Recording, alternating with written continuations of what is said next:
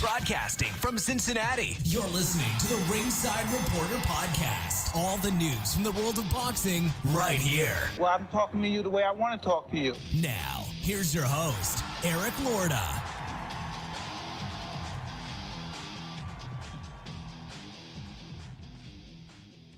And we are live. Welcome to the Ringside Reporter Show, where we talk about the latest boxing news. If it's related to boxing, we'll talk about it here. My name is Eric Lorda, and I'm here with my co-host, Joe Habib. And we have a great show for you today. And if you want to call in and ask questions, you can call in right now at 323-870-3857. And we're going to be here till about 9 o'clock tonight. And today, we're going to talk about Andy Ruiz versus Anthony Joshua. It's set for next week. And we'll have a full breakdown for you today. And Beeb, it's official. Tyson Fury and Deontay Wilder going to hook up in February. How about that? I didn't think it was going to happen. I didn't think it was going to happen in February. I had my doubts, but again, I still have my doubts because even though, the fight supposedly is a go. Right. Tyson Fury can still pull out of that.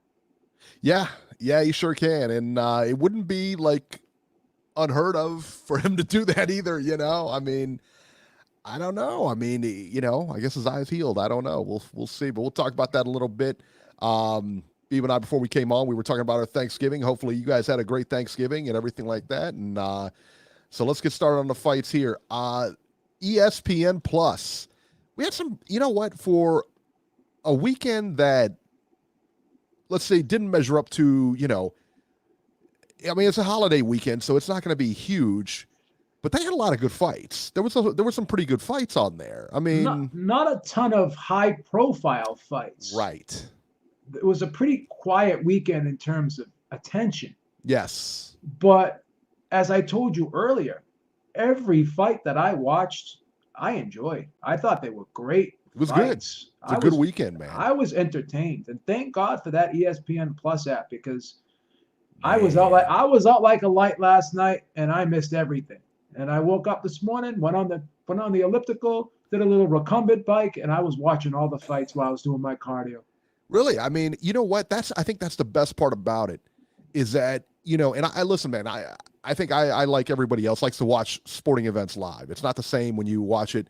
But again, man, like when there's two big fights on at the same time, you can't watch them both. You gotta, one's got to go on the shelf and you got to watch the other one later. Or if you fall asleep or whatever the case may be, you can always watch this the next day, and see all the fights that you missed or whatever the case. That's why. I mean, these apps are awesome.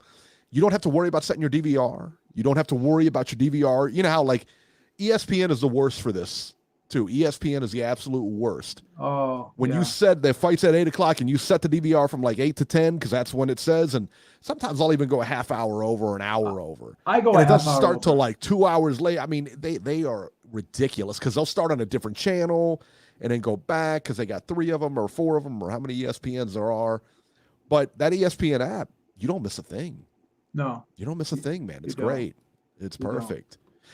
Oscar Valdez versus Adam Lopez. Oscar Valdez wins against late sub Adam Lopez by TKO in round 7. Listen, man, there were some shaky moments for Valdez, man. In that second round, he was dropped. It was a left hook from Lopez. He got up, looked like he was a little bit of trouble, man, but weathered the round. Valdez ultimately came back to stop Lopez in the 7th. At the time of the stoppage, Valdez was ahead on all the cards. And I think you have to give, and everybody was pretty critical of Valdez after this in the sense that they were saying, hey, that move up wasn't wasn't a welcoming committee for him at, 130 or whatever. Wasn't his best performance and everything like that. I thought he fought pretty well, but I think you have to give him the benefit of the doubt here. I mean, Adam Lopez, he found out he was fighting Lopez on about 24 hours notice and still got the job done. Beeb, overall, what were your thoughts on Oscar Valdez moving up in weight and his performance at 130? Well, Valdez is a really good offensive machine. He's like one of those guys that I like to call a grinder. You've heard me use this term a lot. Yeah. Guy that just goes in there and just works. He's a very prolific offensive guy, throws a ton of punches, puts shots together well, and places them well and varies them up very well too. But the problem with Valdez is he's not the slickest defensive fighter in the world. He can be touched. And that's one problem that he's going to have fighting the bigger guys. Can he take their shots? Lopez hurt him on numerous occasions in the fight.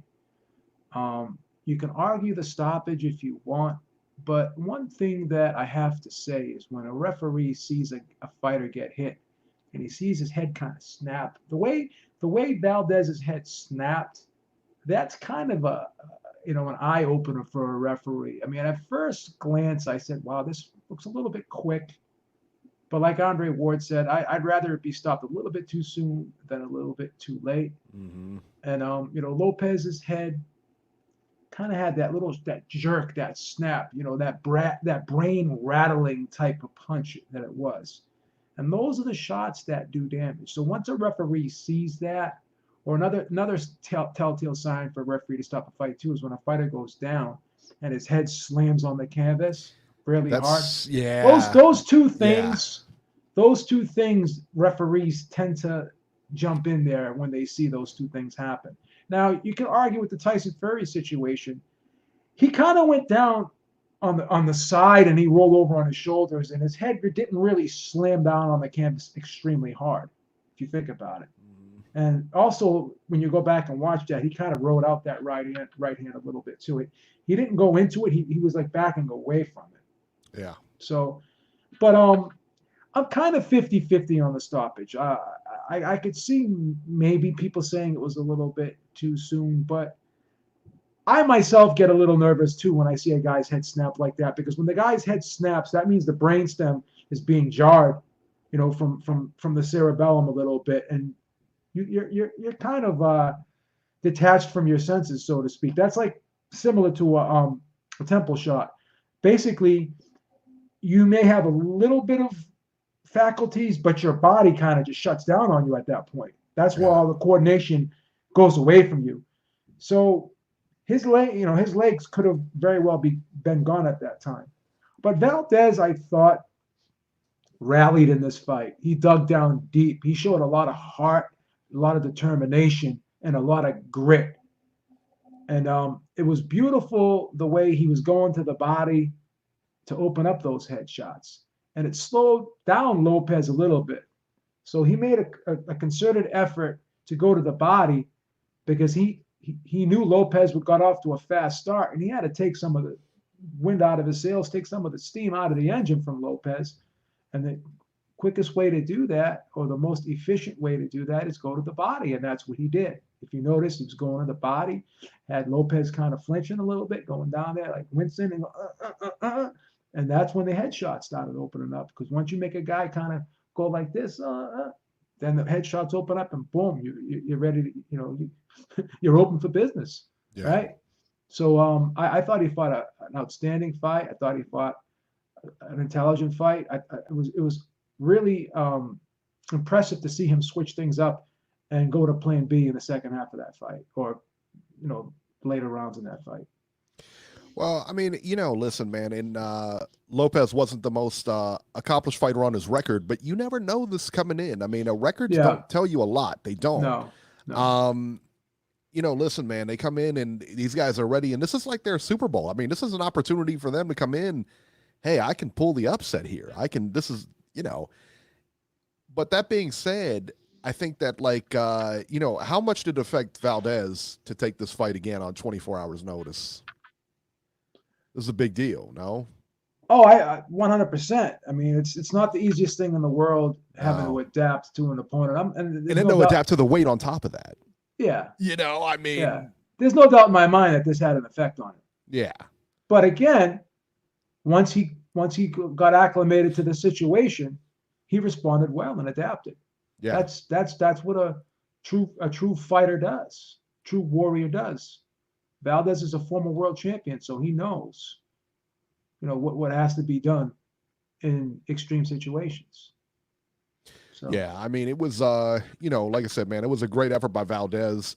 JC in the chat, I saw him early on posted that Miguel Burchell wipes out anybody from 130 to 135. I gotta be honest, man. Listen, Got a strong argument there. I can't argue too much with it, right? I can't argue too much with it. Got a strong argument there. Yeah, I know he likes Burchelt, man, and he's a Burchelt fan, but I can't argue with it, man. I mean, he is. Listen, man. I think Burchelt beats Valdez. That's for sure. It's a shame. Yeah. That Tank never got a chance to fight Burchelt. Tank, did he want to fight Burchelt? I mean, that's the thing. I'm not saying his people. Tank will fight anybody. Don't get me wrong. Tank fights anybody, just like Anthony Joshua, just like Andy Ruiz. They all fight anybody. No, I agree. It's just their people. They don't want to. I don't know. They don't want to put them in tough matches like that. So, yeah. But I think Burchelt and Tank would have been a great fight. Wouldn't it have been? Yeah. Never happened. I don't know why. I don't understand it. Yeah. I don't get it, man. I'm not getting it either. As we've mentioned before, the replacement came in about 24 hours notice, and that leads us to our train wreck of the week here. Andres Gutierrez came in 11 pounds over. 11 pounds. The story of this fight was actually what took place before the fight. Adam Lopez was not scheduled to face Oscar Valdez. Instead, Andres Gutierrez was scheduled. Yeah. And he pulled out of the fight when he got on the scale and weighed 141 for a fight that's supposed to take place at 130. Let that marinate for a second. 141. All right. How on earth does that happen? Why? I mean, I can understand like a few pounds, but 11? Let me ask you this. He looks soft at that weigh-in, Beeb. Did you see the weigh-in? No, I didn't actually. I missed the weigh-in. Oh, all right. Here's what you got to do. You have to go back and YouTube the weigh-in. I'm dying to know. It's hilarious. It is hilarious because you go back and you watch the weigh-in, right? So you see this guy get in, and everybody in the crowd just like there was a collective groan, like, oh my God. There was a collective groan in the audience, and somebody 141. Aram was furious. After the weigh-in and at this whole thing, he said, I saw his interview. Yeah, it was bad, man. He said, Aram said that he actually was going to throw him out of the hotel, and he's got to leave like today, and stated that he wasn't. This is the biggest part, man. And when a fighter does something dumb like this, Aram said he wasn't going to work with him, the fighter, again, or his people that brought him there. So like his promoters and managers, any of his people that brought him there, Aram will never touch him again. Aram will never bring him on the card. Aram will never work with him. Nothing. That's a big deal. So if you're a fighter, I mean, you not only cost yourself, I mean, you might as well just go ahead and hang him up, especially when you come in 11 pounds overweight, because that's just silly. But you really screwed your management. You screwed your promoter. I mean, all these guys that were with you and would try to help you get to this point, And for 130, like I said, man, he got on that scale, and you could tell when he got on there, he looked soft. I mean, he did. He looked soft. And, like, I don't understand. Like, he was going to show up what did he think was going to happen? Was he going to show up and weigh in and the fight was just going to take place? I mean, was he going to act like he was surprised by this? What were you thinking, dude? I mean, I've never seen that before, like 11 pounds. Why didn't he just say he was injured? I mean, he knew that he wasn't going to make the weight. No. Yeah. Why didn't he just say he was injured? You could have saved all this. They could have put something together. They could have let that guy come up to 130 or have it be a catch weight or something like that. I mean, Valdez was really training for like 130. I mean, he came in at like 129 and he looked good. I mean, he looked the weight, But this guy, man, Gutierrez, I don't understand it. And you know what? I got a chance. I looked at his WBC. You know how they got that mandatory weigh-in thing? You know how like you have to weigh in a certain amount with 30 days, 2 weeks, 7 days, blah, blah, blah. All his weights were on point. He was right on target for every week, even the 7-day weigh-in. So, I mean, how do they know? What do they just take a picture of the scale or something like that? I don't know. They're fudging that. I mean, that guy was clearly fudging that. I don't know what he did. I mean, like, How do you? I've never seen that before. I've never seen that before. Probably had one of his friends step on the scale, and they took a picture of the scale, like Yeah, right. Yeah, with his feet. You know what I'm saying? with someone else on there. He's hanging on to something while he, presses up on the scale so he doesn't weigh as much. It's like people. It's like people failing drug. Like people that have other people piss in the bottle for them when they're taking drug tests and shit. Yeah, right. It's crazy. I mean, like, and I've heard this isn't the first time he's missed weight. I think he's missed weight before, but I'm just like, I just don't understand. Like 11 pounds. How is that even possible? I don't get it. I like, what were you thinking? And what was I mean, why even have the guy weigh? If I'm his coach and his trainers and everything, you knew he was overweight. Yeah. You know what I mean? You knew he was over. Why go through all this, and why not just talk to the promoters and the managers and the commission and everybody and straighten it out and say, hey, this is where we're at. This is what happened. He got injured last week. He couldn't do anything. Still wants to fight. He's okay to fight. Can we do anything? Can we? No. They just got on there like nothing was wrong. Yeah, I'm just gonna step on here. It's out of control, isn't it? What in the world? I remember the only thing I saw even close to that, even remotely close to that, was a local show. It was you remember when Hank Lundy fought in Cincinnati? It was on the undercard of that. All right. It was like on New Year's, like December 30th show. Okay. And there was about 50 people in the audience. There was about 50 people there. But I went to the weigh-in.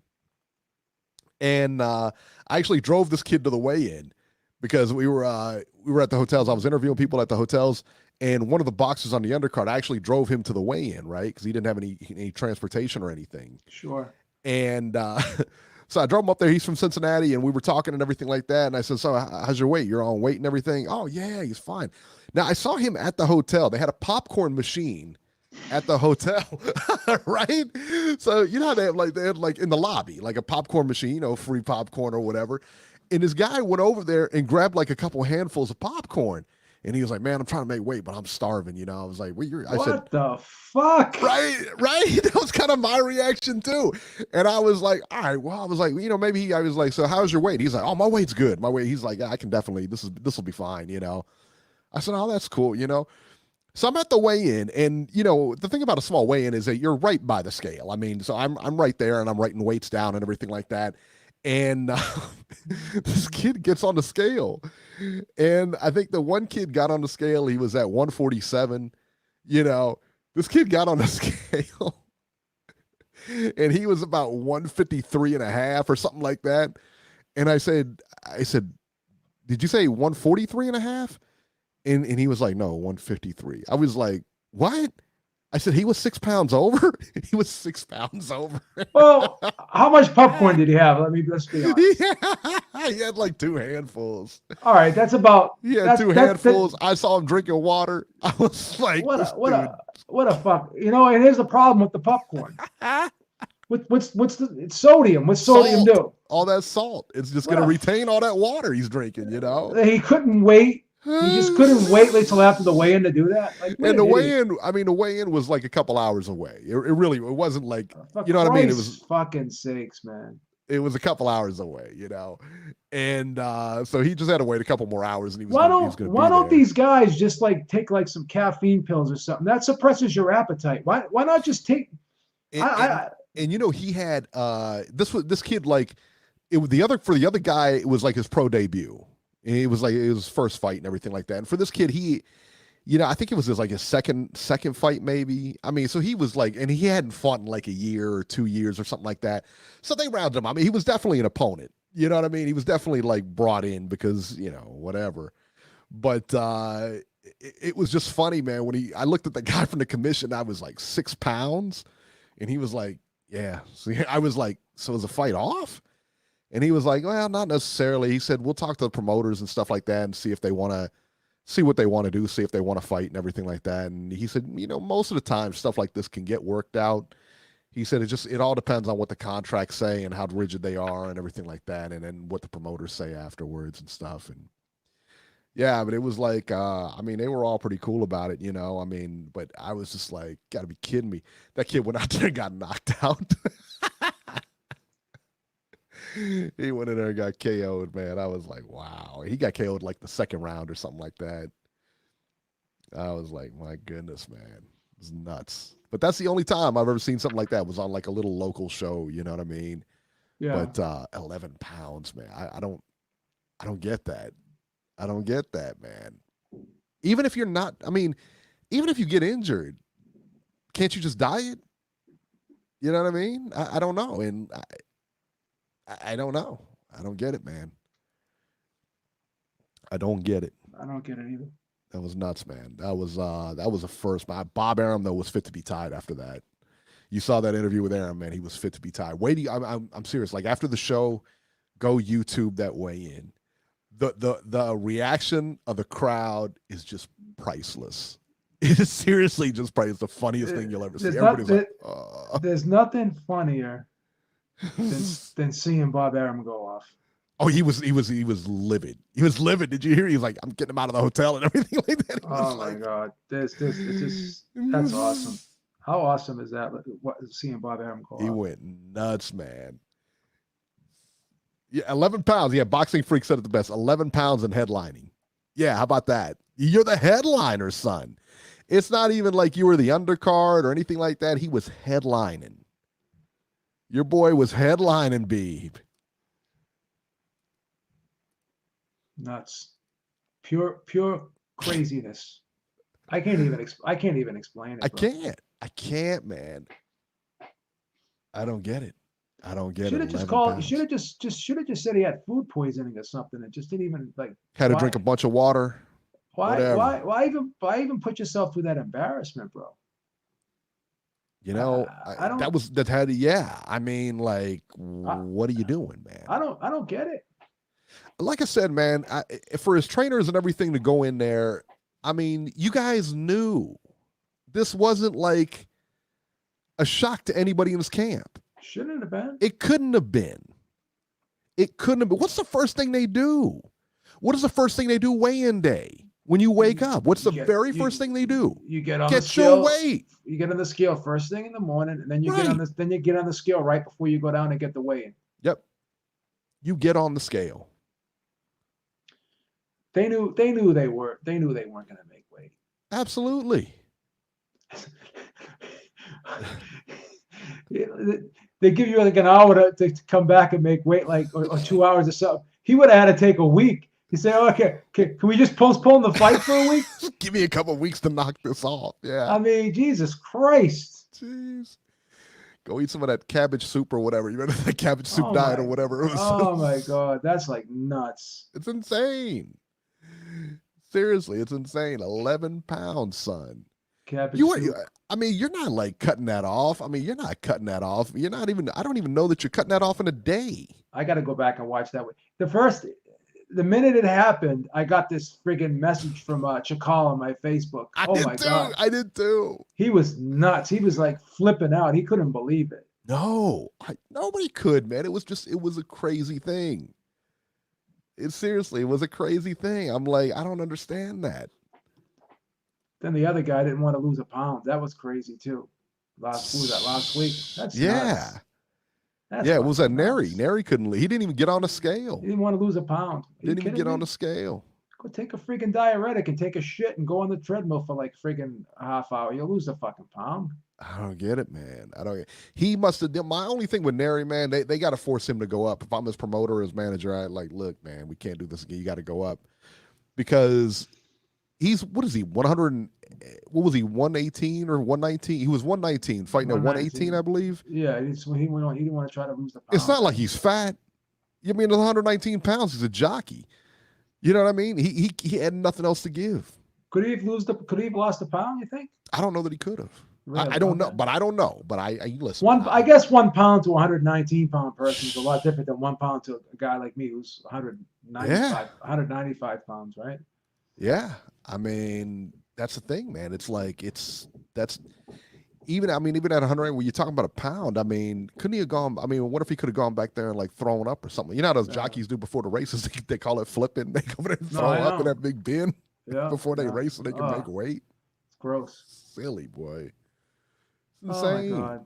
It never ends, does it? It doesn't, man. 11 pounds. These guys 11. keep giving us train wreck of the week material every week. Beautiful. It's like it would be impossible for us to not have train wreck of the week. These guys just keep giving us stuff every week.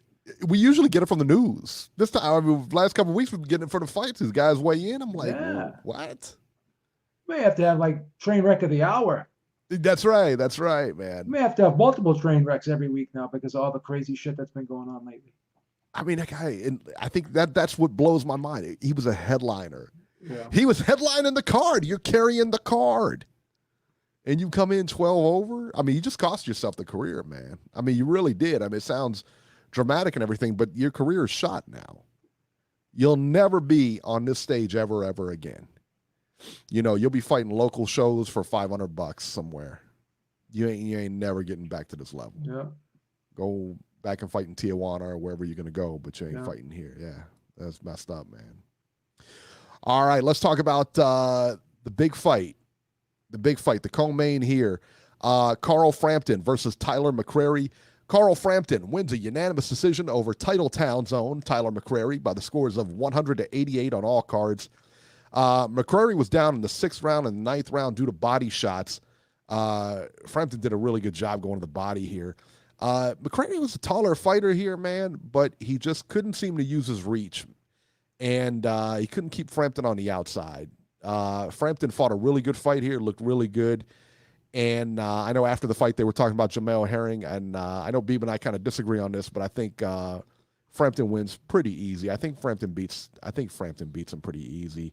But I tell you what, though, I was disappointed. I mean, listen, man. I mean, it wasn't Tyler McCreary's best outing. He had a lot of trouble keeping Frampton on the outside, and even when they tied up inside, he tried to fight him on the inside, which was a mistake, man. Frampton's a big guy, but the silver lining in the cloud, he hurt Frampton a couple of times in that fight. To the he body. really did. He hurt him to the body. Yeah. He came up. He was tapping him with those left hands. He would come up with that left hook, it looked like, and tagged him. But it was just, you know, he didn't throw. I mean, I think he was. And Frampton's a volume puncher too, you know, and so he just kind of got overwhelmed in there. It's a tough fight for McCreary to take because Frampton, you know, he's an upper echelon kind of fighter. You know, this is the guy that's on the main stage, you know, and McCreary's not there yet. And this was a lot to bite off for Tyler McCreary. I mean, this really was a lot to bite off. In his young career, was he 18 fights in or 19 fights in? It's a big step up. Huge step up. Really. And they even alluded to it. They said that, you know, they called us and we couldn't turn down the opportunity and this and that. You know, and I get it. I get it. You know, because you never know when this is going to come back and everything. But man, this was a big step for him. Was it big a mistake? step up. Was it a mistake? No. I think it was. Yeah, I think it was. I mean, you know, how do you? Wasn't ready. I don't think he was ready. No, I don't think he was ready for Frampton. You know, but how do you do that? How do you turn that opportunity down, though? You can't. It's impossible. It's tough, right? I mean, because you're in there. And you got this guy in front of you who's a former world champion. He's the big guy, and if you beat Frampton, you're in the mix now. Yeah, you're in the mix. But I don't know. I don't know. You know, I don't. Well, he didn't get beat up too badly in this fight, and he didn't get stopped. Had some moments, so it's a good learning experience. You know. It's a good learning experience. I agree. I think he'll be back, and I mean, he can go to the gym and kind of look at this, and you know, this was a good style for him because he's going to have, especially at this weight class, he's going to have that kind of style. Yeah. Where you got guys. I mean, Santa Cruz is one, Frampton's one, where they're going to come, they're going to try to be in your chest, and he's a good boxer. He's a real good boxer. Sure is. In the sense that, like, you know, he's got more to learn, obviously. He'll get there. But yeah, if he keeps with it, I mean, he'll definitely get there. He's solid. He is definitely solid. He's got a good foundation. Yeah. Oh yeah, for sure. You know. Now, what are your thoughts on Frampton going forward from here? He's going to fight Jamel Herring. Rumor has that might be in Belfast. Well, I don't like Herring's chances in Belfast. I don't like anybody's chances in Belfast. You'd probably have to favor Frampton, but again, he's a smaller guy. He's not really a 130-pounder per se. And Herring is a strong kid. He's a guy that brings a lot of pressure, and we all saw how tough of a fight that it was for Frampton when he fought Santa Cruz, who was another taller guy, longer guy than him, who brought a lot of pressure. And I just think that Herring is a volume guy. He's a strong guy, brings a lot of pressure, and he can fight on the outside as well as the inside. And he's an outstanding body puncher. You'd have to, favor Frampton, but I don't think it would be a walk in the park. And I would not be surprised if Herring upset him, to be perfectly honest with you. In Ireland? Well, again, it's not definite that the fight is in Ireland too. So if it's in Ireland, it's an uphill battle with the scoring, of course. Yeah. But if it's not in Ireland and it's in Vegas and New York, Herring has a chance, in my opinion. Yeah. I don't think it's a walk in the park. I'm just being honest. Yeah. Earthquake says that you'd think these Ohio fighters would learn to let their hands go more, but no. That's a valid criticism. I got to be honest. It's a valid criticism of the Ohio guys is that they don't let their hands go enough, and it's Ohio guys. They tend to have that. They like the Philly shell. All the guys that come out of here seem to like that Philly shell a lot, and they're very much defense first fighters. But a lot of times that works out to their advantage. Sometimes it does, sometimes it doesn't. Now, in this case, with Herring, again, you could argue that, hey, it didn't work, but the thing is, it's like, again, it's experience. I mean, you're looking at a guy who's on the top. I mean, who's in the arguments for the top guys against a guy who's coming up. Yeah. Now, and he didn't take, I mean, listen, man, and McCrary didn't take a top 10 opponent, a top 8 opponent. I mean, he went all the way to the top and fought this. He skipped everybody and fought this guy. It's a huge step. A big step. And it's one of those things. It's an opportunity that, I get it. Hindsight being 2020, and I guarantee even as managers probably thought at the time, like, I don't know, this could be yes, could be no, but it's hard to turn that down, Sure is. Does any boxer pull off the Philly shell right now? Igloo 2 is asking. Who boxes a Philly shell? A lot of guys do it. A lot of guys do it in spurts. Do it in spots, yeah. Teofimo Lopez does it in spots. I mean, you always see him. You always see guys fight with it in spots. Julian Williams does it. Yeah. In spots. He's pretty effective with it. Yeah. I mean, ever since Floyd did it, you see a lot of like copycat of it. You know what I mean? And it's not exactly, Tony Harrison does it a little bit.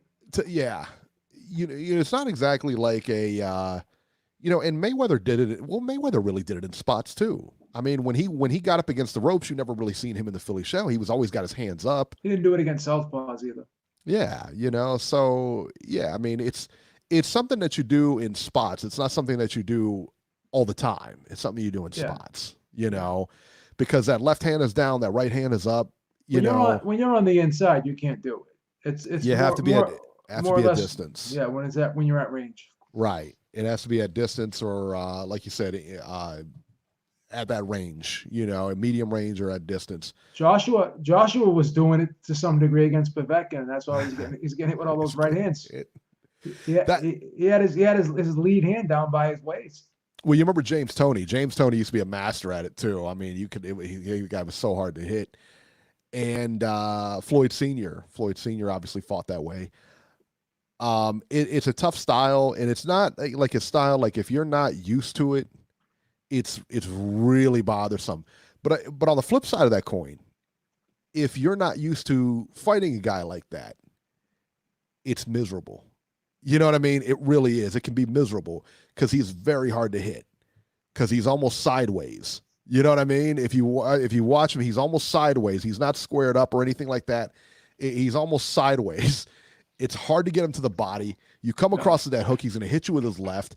You know, you get in range. You don't realize how close he is because of that stance. And when you could throw that jab out and hit him almost at will a lot of times, and they don't understand, because they don't have that timing, that range. It throws you off. It's a different look that'll throw you off. Yeah, it's not easy. No, for sure, no. All right, let's talk about Carlos Adams versus Patrick Teixeira for the WBO Junior Middleweight Eliminator. Patrick Teixeira wins a unanimous decision over Carlos Adams by the scores of 116-111 and 114-113 twice. Beeb, walk us through it. Well, Teixeira was getting banged around early in this fight. So this was basically a tale of two fights. So Adams basically, got off to a fast start, and it was like target practice. I thought he was going to stop Teixeira, right? And Teixeira weathered the storm, and Adams was getting a little tired in the second half of the fight because he expended a lot of energy, threw a lot of punches early on, and Teixeira basically hung in there, got his second win, and he started just ripping shots to the body. He was coming over the top. He scored that big knockdown in round 7, and that basically turned the fight. So you can argue that Adams won the first 6 rounds and Teixeira won the last 6 rounds, and the knockdown made the difference in the fight. But the one key point here is Teixeira was basically said, you know what, the guy's quicker than me, he's faster than me, so I can't wait on him. So I got to punch with him. So as soon as he throws, I see him getting ready to throw. I gotta start my punch, and I just gotta punch with him. I can't wait on this guy, because if I'm laying back, or if I'm just diving in against this guy and I'm walking into shots, or I'm lying in and letting him pick me apart from the outside, I'm gonna have to kind of get in the mid range with him and fight at a range that I'm comfortable at, and not just hang out there. And I'm gonna, punch with him and punch inside his shots. So he's punching inside his shots, trying to get inside on Adams's shots, and he was having some success. And again, he was going to the body. He was just slugging it out. He didn't quit. And I thought he was going to get stopped in this fight. He looked like his face was all busted up. He looked like he was going in the first half of the fight. But like I said, I think Adams punched himself out a little bit, expended a lot of energy, throwing a lot of punches, and Teixeira got his second win, and he rode the horse home, second half of the fight. So fight could have gone either way. I thought that 117 or 116, what was it, 116-111 scorecard or something like that? Yeah, 116-111. That was a horrible scorecard. I mean, this is a close fight, a point or two either way. I'm not unhappy with the decision, but that wide scorecard is kind of a head scratcher. But whatever the case may be, I think Teixeira definitely pulled a huge upset here. He was undefeated, right? Yeah. Yeah. And supposed to be the number one contender there in the junior middleweights. Yeah. Who's the junior middleweight champion for the WBO? It was Jaime Munguia. And he vacated, right? He vacated, and I'm not 100% sure who is right now. I'll have to look that up, because I don't know at this particular time who is. Yeah, I guess. I wonder if it's vacated now. Yeah, I'm not sure. Or is there a franchise WBO champion? Because Jaime's going to be fighting for the first time at middleweight pretty soon, right? Yeah. Was it June or January 11th or something like that? He's fighting middleweight, something around there. Yeah, sometime in January.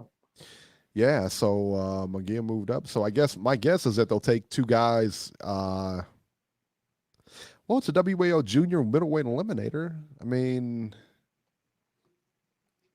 But I guess clearly it wasn't for the belt. So no, it wasn't for the belt. It was eliminator. So I'm guessing. So maybe they'll fight for the title next. I guess. They'll get him and somebody.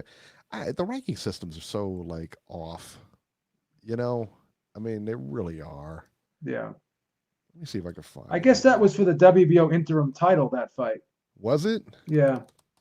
Let me see if I can find it real quick. But I'm not so. I don't think that there's a WBO champion right now. Yeah, so Jaime Magia, and he's moving up. All right, so you got Carlos Adams at number one, Teixeira number 2. So what were these guys fighting for last night? Yeah, his name is Adamas. I called him Adams. Adamas, I'm sorry. Yeah, no, it's my fault because I called him Adams by mistake. His name is Adamas. I apologize to him. I should have known that because it looks. I mean, I was gonna say Adamas, but Adams is just easier. Yeah, look, it kind of looks like Adams, but it's just pronounced Adamas, I guess. Gotcha. And him and Patrick Teixeira are 1 and 2. So now with Munguia leaving, what did you actually fight for? Well, why didn't they fight for the vacant title? Why was just the interim title? I'm confused. So who's going to fight for the vacant title? Right, because Munguia is going to move up. I mean, what? This is why the WBO is like so ridiculous sometimes. They really are. It is. It's ridiculous. Completely ridiculous. That's crazy. That makes 0 sense. 0 sense. How did I throw Beeb under the bus? I don't understand that one. I don't get it. We both were calling him Adams. I mean, then we both corrected ourselves afterwards. Yeah, I don't know. I don't get it. Why don't we throw him under the bus and back it up a couple times? That's right. Oh. Nacho has the answer here. Let's see here. The winner will be named the full champion at the WBO convention next week. Okay. WBO convention. Right. Why do it here in front of a ring full of people and when you got all this fan and and a national TV coverage and everything? Well, no, what we're gonna do is go to New Jersey at our national convention and we're gonna crown you there in front of 20 people. Well, it's just in case Munguia decides, hey, I don't want to move up anymore, or I don't want to vacate. I want to fight at middleweight and then move back down and hold on to my title. Sort of like so silly. Sort of like when Roy Jones vacated I think the WBC title or something, and then he decided, I don't want to vacate it, I want it back now. It's just crazy. It's insane. Like, I mean, seriously, that's what they're gonna do. We hold it in front of 20 people. It's catered by vending machines instead of doing it here on ESPN. That'd be silly. That's crazy. That'd be silly. It makes no sense. Doesn't at all.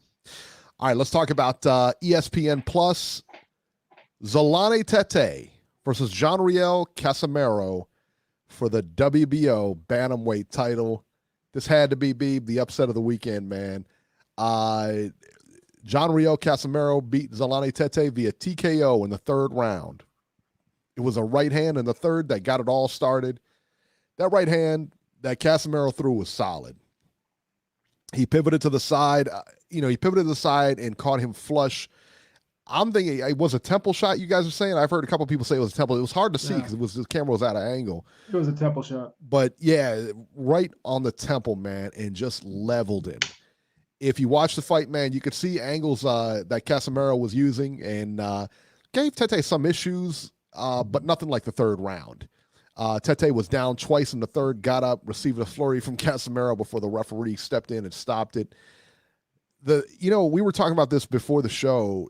That shot that he got hit with, he stepped to the side. He gave him that angle to the side and just leveled him. I mean, it was he was almost, like I said, Tete was facing this way. Casimero facing this way. That's a no-brainer. I mean, you're getting hit.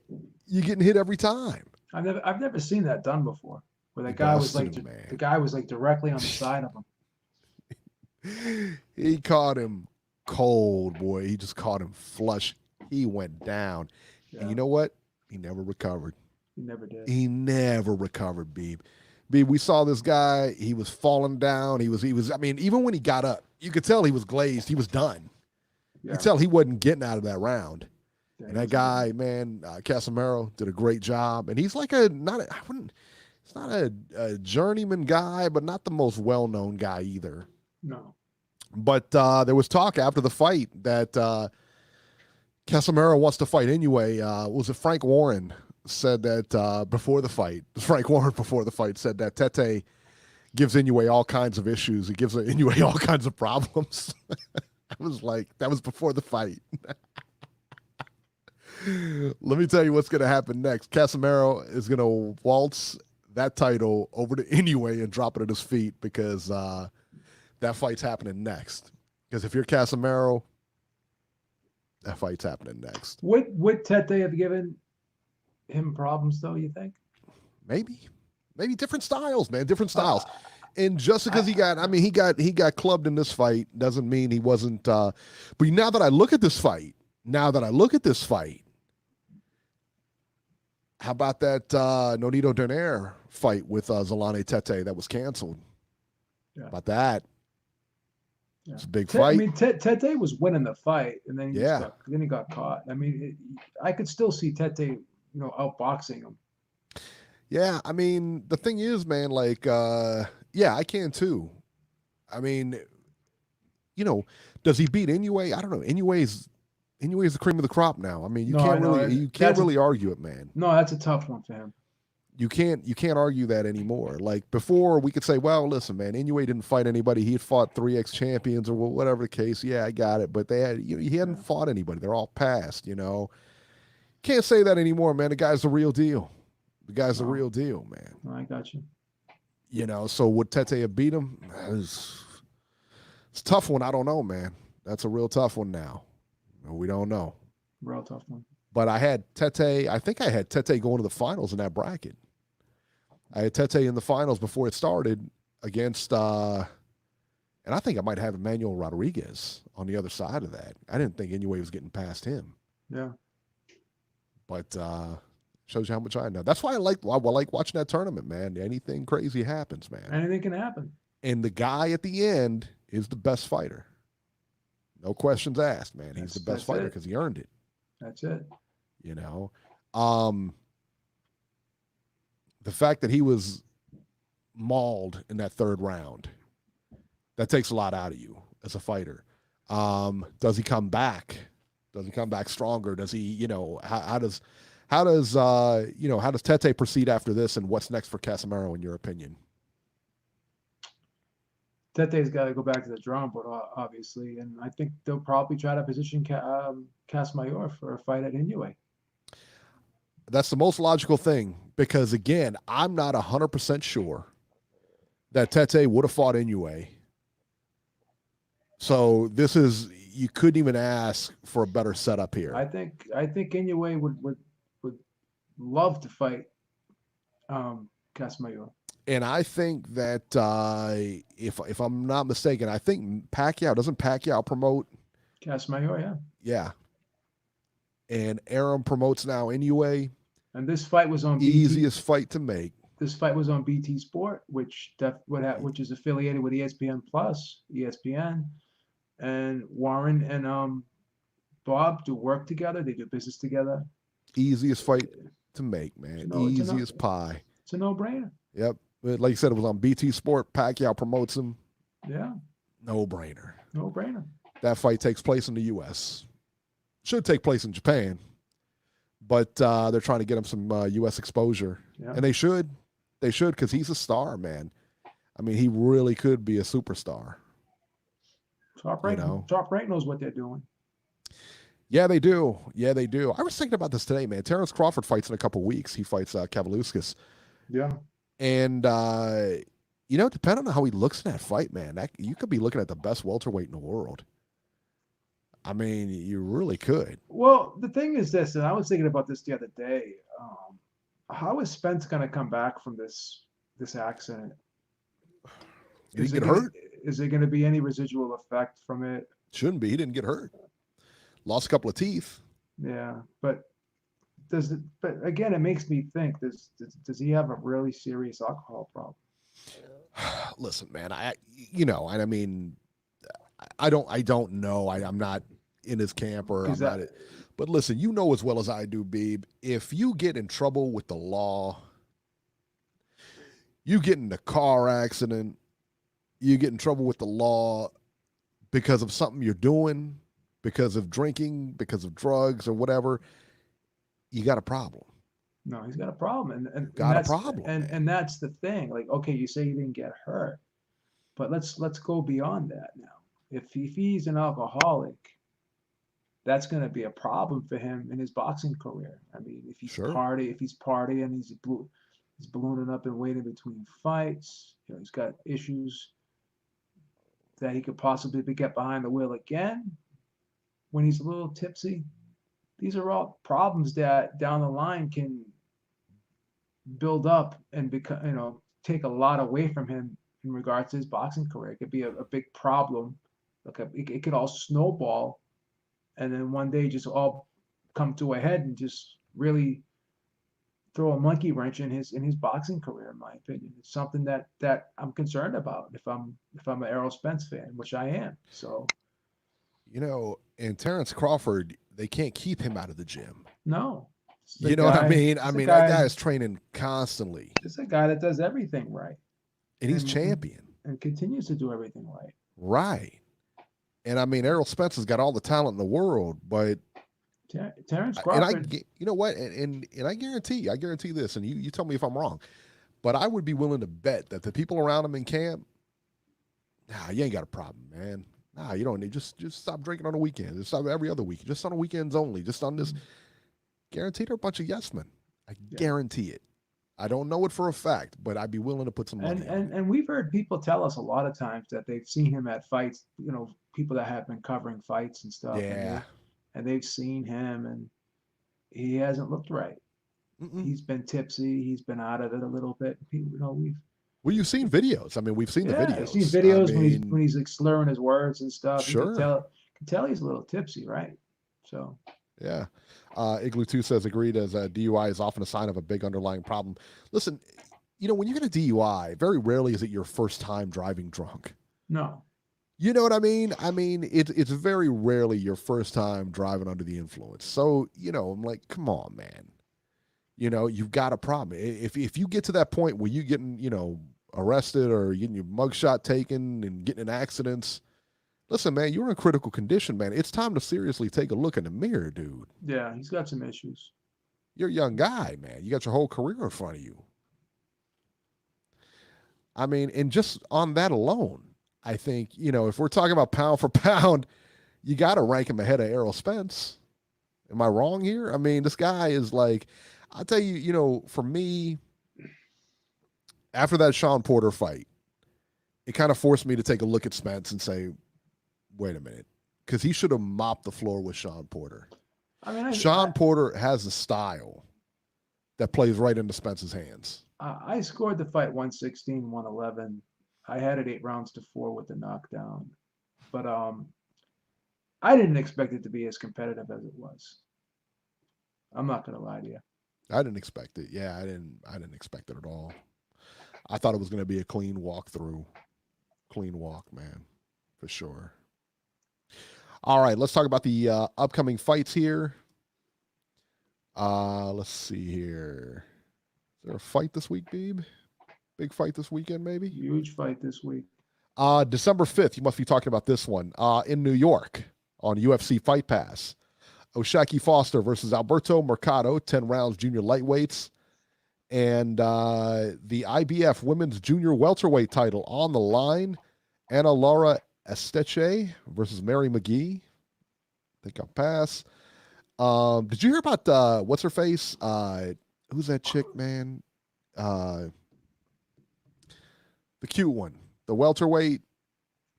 Who's that girl? Cecilia Brakas. Yeah, she won her 25th straight title defense. 25 straight title defenses. We didn't even cover her, Beeb. You're a sexist. You're a sexist. That's what you are. You chose not to cover her. It's messed up. It's on you. Sorry. Sexist. It's a mistake. December 6th in Sydney, Australia. Tim Tszyu versus Jack Brubaker, 10 rounds, junior middleweights. Now, there is no TV on this one, but I imagine you can catch it on YouTube. And if you're in Australia, I imagine it's on pay-per-view. They got all his fights on pay-per-view down there. It's insane. December 7th, from Puebla, Mexico on ESPN Plus, Emmanuel Navarrete versus Francisco Horta. 12 rounds for Navarrete's WBO junior featherweight title. On the undercard, Jerwin Anacajas versus Miguel Gonzalez. 12 rounds for Anacajas IBF junior bantamweight title. Miguel Mariaga versus Alfredo Meja Vargas. 8 rounds featherweights. Jerwin Anacajas is always must-see. So is Daniel Emmanuel Navarrete is a good fighter too. I mean, you got to watch that one as well. That's a good card. That's not a bad card. Solid card. Absolutely. From Daraya, Saudi Arabia, on DAZN, baby, on DAZN. The big one.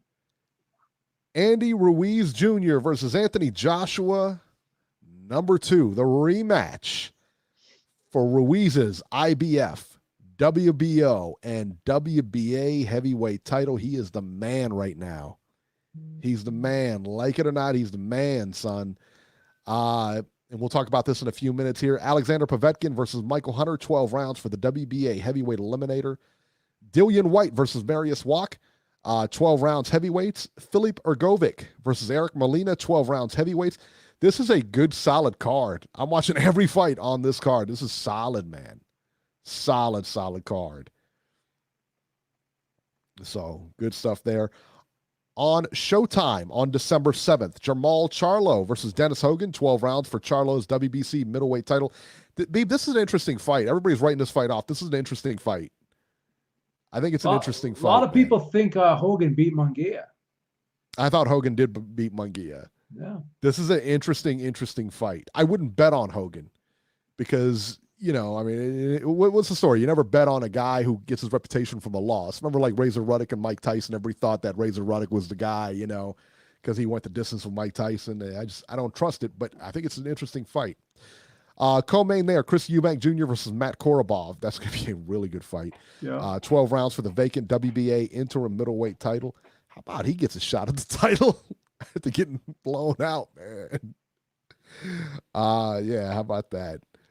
Marlon Tapales versus Risuke Iwasa, 12 rounds for the vacant IBF interim junior featherweight title. And Ronald Ellis versus Emmanuel Alim, 10 rounds middleweights. December 7th from Mashantucket, Connecticut on UFC Fight Pass. Your boy again, Beeb. Your boy. You're responsible for Peter Manfredo Jr., baby. Fighting again. Foxwoods Casino, baby. He said, I fought somebody. Give me another one. Give me another one. I only went 30 seconds. He's going to fight Milton Nunez, 10 rounds light heavyweights. So there you go. And that's going to be on UFC Fight Pass. David Lemieux fighting in Montreal this week against Max Bursak. Yeah. What weight is that at? 10 rounds super middleweights. Oh, he moved up? Okay. Montreal. No About TV. time. No About TV time. on that. About time he moved up. December 7th from Ekaterinburg, Russia on UFC Fight Pass. A bunch of Russians on this card as expected. Alexei Urgorov versus Sergei Radichenko, 10 rounds cruiserweights. Makhamed Shekov versus Juan Aaron Suarez, 8 rounds cruiserweights. So there you go. Fight Pass getting a lot of fights lately, man. Yeah. I mean, like them or not, hey, listen, you want a fight to watch, go to Fight Pass. That's Roy Jones right there. Yeah, it is that Russian card. And it just put 2 and 2 together now. Yep. That's that Russian card, man. Forgot about that. Roy Jones is promoting now. He's got that deal with yeah, UFC Fight Pass. He's putting on a lot of shows. Good for him, man. I'm impressed. And you know what? It never crossed my mind that was his card. Didn't even think about that. That DAZN card is solid this week, man. That Andy Ruiz card, solid card. All right, let's go to 8:05 real quick, and then we're going to do the breakdowns. 8:05, you're live. Hey, guys, what's up? It's me. Nacho, what's happening? Notch. Nothing much. Man, talk about the upset of the week. You guys were talking about it right now with Casemiro taking out Teddy. I was pretty shocked about that one. Yeah. Did not think that Casemiro was going to take him out. Hey, what's Casemiro's record, by the way? As soon as he landed that shot, he was like 28-4, I think, going into that fight. Yeah, he was like a journeyman fighter. I mean, not exactly a gym, but yeah. Yeah, well, he was getting close to that status if he would have lost to Teddy. That's why. But he had won like 6 fights in a row going into the fight against Teddy yesterday. So, he was on a bit of a roll, and he had beaten some decent competition during those 6 fights. So, some people were giving him a legit chance to pull off the upset, and man, did he ever pull off the upset? Man, he sure did. I just think that Teddy, as soon as that shot landed on his temple, he just never was able to recover. I mean, he literally looked like he was out on his feet the entire round after that shot landed, and it was pretty much good night from that point. That's a bad loss for Teddy. I mean, I don't know what he does. I mean, it's possible he could move up to 22, but according to the announcers who were talking last night on the fight, they said he had no issues making 118. So I'll be interested to see what they do with him moving forward. But yeah, it's a pretty bad loss, and it'll be interesting to see how what kind of route they take to help rebuild his career. And then the other card, the top rank card, man, I'm sorry, but Oscar Valdez got a little bit of home cooking last night. That kid Lopez was outboxing him for most of the fight, and when he dropped him in the 3rd round, I thought, wow, like this dude might seriously end up losing this fight, and this might blow up in Top Rank's face. But luckily for them, Valdez was able to hurt him and drop him in the 7th. But that stoppage was complete bullshit because Russell Mora was already telling the kid when he got up, you got to show me something. And so it was kind of like, dude, like he hasn't been hurt that badly for you to be already telling him that he's got to show you something in order to, let the fight keep going. The kid was in the fight. Like if he wasn't out on his feet, he knew where he was the whole time. And the fact that as soon as Valdez started swarming him and then, just went after him and he wasn't able to, throw some kind of punch to make Mora think that he was able to stay in the fight, he just stopped the fight. And I just think Valdez got somewhat of a gift last night because of that, early stoppage. But after seeing that performance last night, I think Burchell steamrolled Valdez, to be honest. I don't think Valdez has much of a shot against Burchell. If a guy like Lopez, who's not even a full 130-pounder, can drop you, what is a guy who's a legit 130-pounder going to do to you? Especially a guy like Burchell, who has pretty legit power in both hands. So that's not going to be a very pleasant matchup for Valdez when that happens next year. And then the other one with Frampton and McCrary. McCrary's a solid fighter from what I saw, but he looked like he was completely, out of his depth last night. He looked like a guy who legitimately, I'm sure he felt really confident in himself, thinking that he could compete at that level, but you could see he wasn't ready for that type of competition against Frampton, and they kept saying that he had never even been in a 10-round fight before last night. I was like, wow, that was his first one. Bad sign right there. Yeah, that's his first one. That's a bad sign. Yeah, you can't throw a guy 17 fights in who's never even fought a 10-rounder in against a guy like Frampton. I mean, come on. That's just, you're begging for the kid to get beat, and that's what happened. The kid showed some heart, and he has skills, but like one of the people said on the chat, he didn't let his hands go. I thought if he had let his hands go, the fight might have been even more competitive, but he allowed Frampton to pretty much dictate the pace of the fight, go after him and attack him to the body, and not really make Frampton pay for trying to come on the inside. And that's what, was the fight right there. As soon as Frampton was able to get inside and start digging to McCreary's body, it was pretty much downhill from there. Right. And Frampton looked good, and, he won. I just think that Herring was not all that great a few weeks ago against Roach. And, if Frampton fights the same way he fought last night against Herring, Herring's in trouble. I just think Herring I think Herring's a very vulnerable 130-pound champ, and maybe Frampton might be the guy to, to get him and take that belt away from Herring at this point. And then the other fight with Adamus and Teixeira, I thought the first 4 to 5 rounds, I thought Adamus was controlling that fight. He was pretty much landing anything he wanted on Teixeira, and Teixeira was just kind of backpedaling and just sticking and moving as much as he could. And then from the 6th round on, you could see Teixeira started to sit down on his punches, and he started to land hooks and uppercuts and body shots. And then slowly the tide turned, and then all of a sudden in the 7th round, when he stood there and went toe-to-toe with Adamus, and he hurt him with those shots to the head, with the hooks to the head, and dropped him, you could see Adamus wasn't the same fighter anymore after that. Like, he literally fought that fight basically looking to try to get to the end of the fight and, like, trying to conserve his gas tank as much as he could, because he looked like he was just coasting the last few rounds of that fight, just trying to get to the end. And I think that might have cost him last night, because Teixeira was just able to outwork him, the last few rounds of that fight, and that's what swung that fight. I thought 114, 113 was about a legit score as you could get. That judge scored at 116, 111. I was like, what the hell were they watching? That fight was not that lopsided that Teixeira should have won by 5 points. But, good win for Teixeira. He becomes a player at 54, and that's kind of a tough loss for Adamus. It'll be interesting to see what Top Rank does with him moving forward as far as, getting him back in the win column.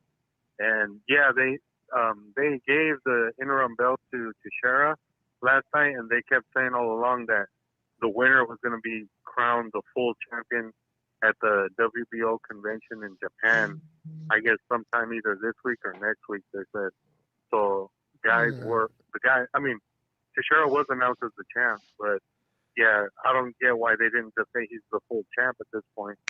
What's the point of waiting for a convention? Stupid. It's completely stupid. I mean, it's completely stupid. Yeah.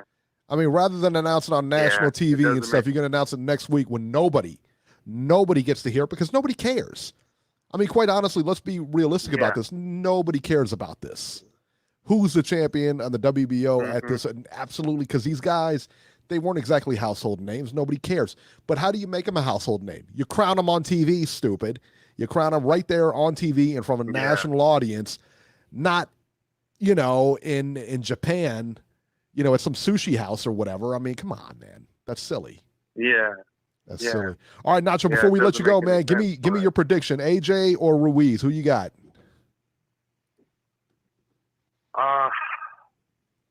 I'm gonna say AJ wins. Wow. But it's gonna be probably it's probably gonna be a late stoppage. I'm gonna say it goes maybe 10 or 11. I think Ruiz lost too much weight, and I think that's gonna hurt him. I think Ruiz kind of overplayed his card a little bit as far as trying to get in better shape, because from seeing him in the pictures and in the videos, he looks like he's probably going to be at least a good 15 to 20 pounds lighter than he was in the first fight. He looks really thin. Yeah. Yeah. And I think that's going to hurt him. I don't think that was a good idea. And then I don't know if you guys saw the behind the gloves thing that they did on Sky. He basically told AJ he quit right to his face. And I think that was a bad move. I don't think he should sit there. I think you just lit a fire under him to come out and prove, everybody that, he's out there to, get his titles back. Nacho rolling over on the Mexicans, we'll see man. what happens, but look at him, man, going against his people, going against his peeps. He only lost like 5 or 6 pounds. I mean, he was 262 for the Dimitrenko fight, the fight before the AJ fight, and then he went up to 268. And everyone was saying, "Oh, he's too heavy. Why did he put on weight?"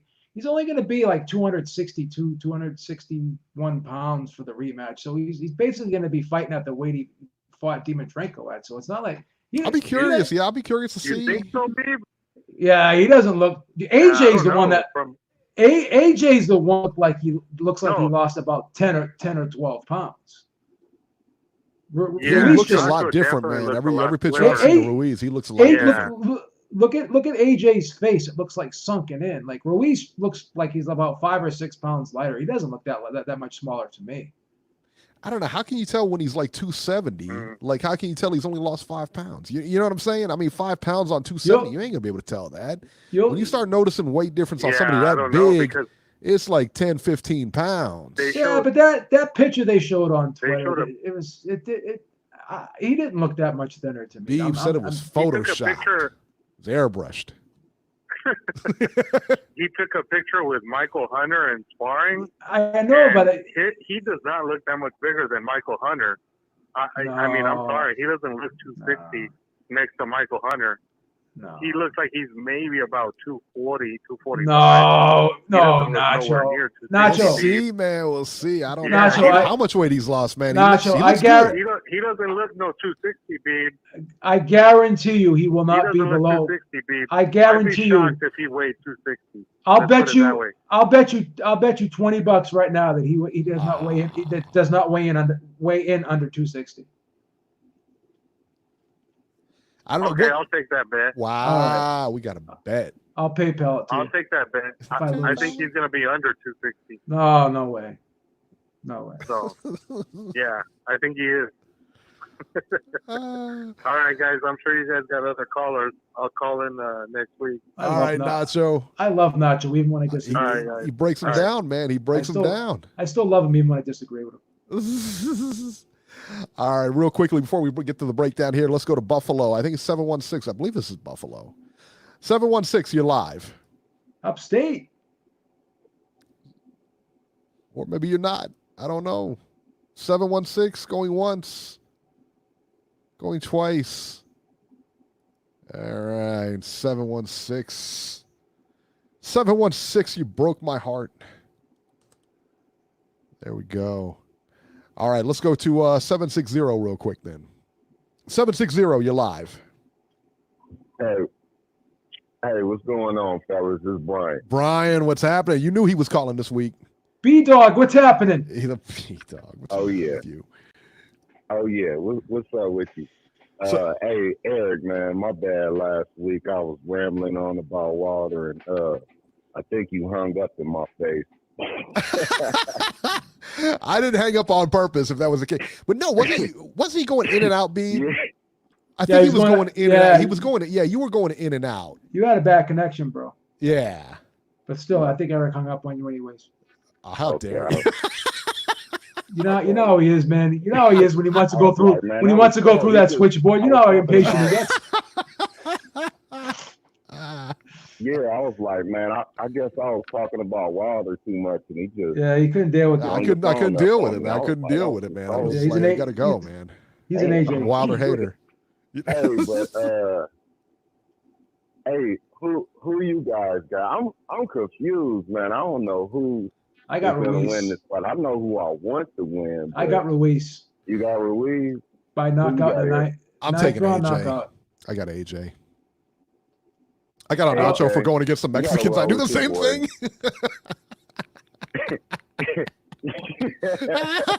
You got to roll with your boy on this one, man. You got to roll with him. Listen, man, I'll be rooting for Ruiz for sure. Man, yeah, because if Ruiz win, then we can get a big fight. You know, if Joshua win, Joshua win. You know, but man, I don't know who's gonna win this fight because Ruiz is gonna knock him out. A lot of people think he might use his size, but it's more than just size. It's a lot of skills he gotta try to come up on within this little bit of time. I mean, it's like, to me, AJ is kind of like the underdog in this situation right now with all this pressure, and he lost, and everybody talking about how much weight Ruiz need to lose and how much he need to gain. You know, Ruiz, he won. You know what I'm saying? AJ, he the one that got to make adjustments. So, you know, he's kind of like the underdog, because to me, it's like, can he make these adjustments and win? You know what I'm saying? That's the mystery of the whole thing. But it's just, man, this, you know, I don't know who's going to win this fight. I'll be honest. You know, this is a 50-50 to me, split in the middle. Ruiz. You feel me? Ruiz will take But care I of do business. want who I want to win is definitely Ruiz. He'll win. You know, if Ruiz win, then we can get this undisputed fight, huh, Beeb? 100%. Ain't that right? Yeah, if Ruiz wins, that's one reason. If you're gonna cheer for somebody, Ruiz, you will get the undisputed fight, 100%. 100%. Yes. Yeah. That's what I want. You know what I'm saying? That's what I'm cheering for in this fight right here, the big fight. That's it. You know what I'm saying? Because I think if Joshua wins, he's staying right in the UK, and they might build up a fight with him and Usyk, and it's a wrap. You know, it's a wrap. We'll be right back to square one. Yeah, but, he's going to take the belts. If he wins, he'll take the belts we'll right see back. if he can do it. Yeah. Hey, who else is on that card besides the main? Who else? Who's on the undercard? What heavyweight? Oh, you know what? I just closed that out, I think. Let me see. Yeah, let me see if I can go. Hold on here. It's actually a really good card. Dillian White's on it versus Marius Walk. Ergovic's on it. Now my computer's going to take forever here. Who else is on that undercard, Beeb? But there's like 4 big heavyweight fights. I know Dillian White's fighting Maurice Walk. Isn't Ergovic fighting Eric Molina? I'm not sure. I think Ergovic's fighting Eric Molina. I don't know the whole undercard, I'll be honest. I have to look at it, but I heard it's pretty solid. Yeah, it is definitely a solid. There's like 4 heavyweight fights. It's awesome. Yeah, it's a good card. It's definitely a good card. For sure. And it's free. Oh, okay. Unlike the, free on DAZN. Oh, okay. I mean, not necessarily free, but, you know, I mean, you're not paying an arm and a leg for it. You're not paying pay-per-view money for it. Right. Put it that way. Yeah, it's free. It's free. It's definitely, you're right, it's definitely free for me, but that's what you were saying. Yeah, I'm going to definitely be tuning in, that's for sure. I don't miss nothing, you feel me? I don't miss nothing. I get everything. But, yeah, man, I'm definitely excited about this fight. That's all I really wanted to call in to say is I'm definitely excited about this fight. And hopefully Ruiz can pull this off. You know, Joshua definitely the underdog in this situation. Because if he pull it off, you know, that's a surprise to me. But we'll see. Yeah. But, hey, thanks for having me, guys. Absolutely, man. And looking forward to your call next week, man, to see how it goes. See what happened, man. So. Oh yeah. I can't wait. I can't wait for Saturday. Hopefully that won't happen. I can't wait for Saturday. Yeah. Hopefully, you know, hopefully Joshua won't get bopped upside his head, looking like James Brown doing the twist again. You know, we'll see. All right, Brian. We'll talk to you, man. Hopefully he won't be. All right. All right. Good stuff, man. He loves the heavyweights. He knew he was calling in. A lot of people picking Ruiz. Let's break this down here. Can you invite Georgie? He said he has a pie ready or something like that? You can invite him. All you got to do is send him, you could put a link. I don't have his email though. Oh, yeah. I don't have his email. Was it Porgy at Rikers.com? I think I have his email. I'll text it to you. All right. He wants to do the pie bet, I guess. Yeah, we can do the pie thing. All right. So, let's see. Yeah, Nacho says is White versus Walk on the card. Yeah, it is. Povetkin's on the card. Molina's on the card. Ergovic's on the card. Yeah, I don't have his email. Solid. All right, so let's talk about this big so Anthony Joshua weighed 247 for the fight. Okay? He weighed 247 for his fight with Ruiz. Ruiz weighed in at 268. He weighed in at 268, Beeb. And you're predicting that, and we've seen pictures of Ruiz. He looks pretty good, looks pretty solid. Looks like he's lost quite a bit of weight. Do you think that, so you think he only lost 5 pounds? I don't think he lost more than 6 pounds. He's probably going to be like 262.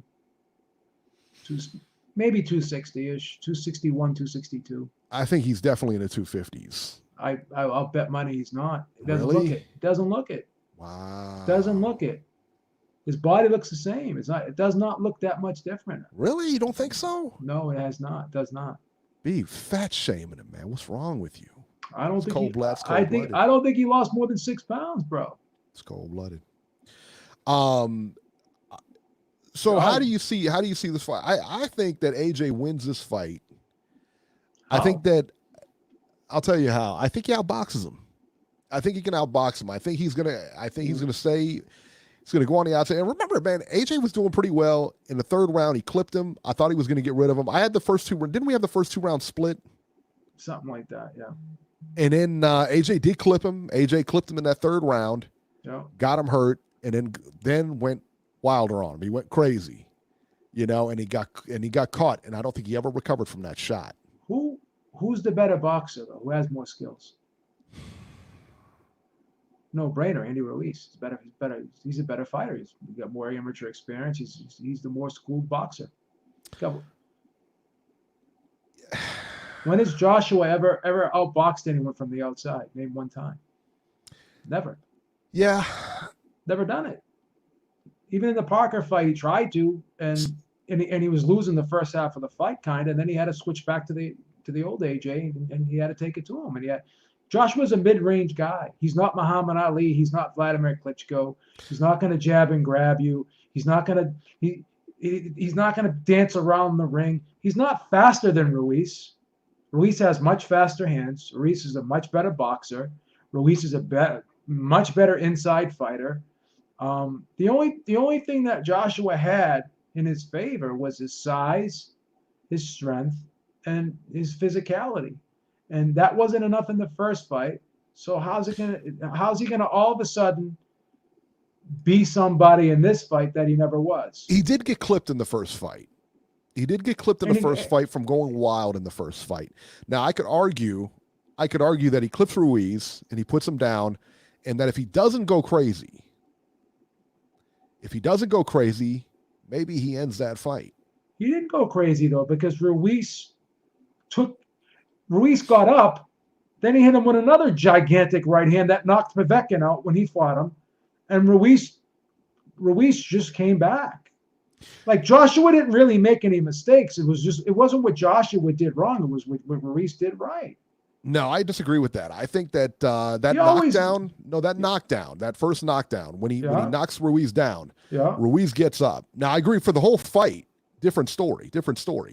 But that sequence with the knockdown in the 3rd round, okay, they were both throwing leather, and he got clipped. After Ruiz got up, they both started throwing, and they both and Joshua, to me, got wild. That's how he got clipped. I don't think he got wild, because he punched Ruiz with a solid. That was probably the hardest punch of the fight. The right hand he hit Ruiz with, and Ruiz didn't go anywhere. Like, he thought that Ruiz was hurt, and he wasn't. And he went in for the kill because he thought he could finish him. I don't think he went wild at all. I think Ruiz was punching with him because he's faster, and his shot, he hit him in the temple. I don't really think Joshua did anything that he normally doesn't do. That's what he's been doing for 22 odd fights. He's always fought that way. He's never outboxed people. He knocked out everyone he ever fought except for Parker, and now Ruiz. But he won the decision with Parker. He won a unanimous decision with Parker. It was a close fight, though. I thought it was competitive. I mean, I thought that the officiating was pretty. I thought it was like a 7-5, 8-4 type fight. I mean, I thought Parker was doing very well with the right hand. I thought he was boxing very well from the outside. Joshua kicked it up a notch and started taking it to him in the second half of the fight. But first half of the fight, Joshua tried to outbox him from the outside, and he was losing rounds. He didn't look good. Scores from the fight: 118 to 110 twice, and 119 to 109. Those are horrible scores. I don't agree with those scores. I don't think Joshua won every round in that fight. I'm not gonna. I mean, that's the judges' score. Like, look at other fights that judges, like this fight that happened with Teixeira and Adames. That they only gave Adames like 3 rounds in the fight. Yeah, that was 116 fight. Yeah, well, you're talking about 3, but the other 2 judges had it right. This is 3 judges. Alexander Povetkin. Everybody said that was a close fight, and I mean, at the time of the TKO, He was winning on all three judges' scorecard, 59, 55, 58, 56, 58, wasn't winning 56. on my card. Wasn't winning on my card. I had him up. I had Povetkin up. Unfortunately, our cards don't count. You know, Well, I mean, we both had Tyson Fury winning that fight pretty sound, and you know, I mean, my perception is he doesn't outbox people. He knocks them out. That's what he does. That's just my perception, and I've never seen him really outbox anybody.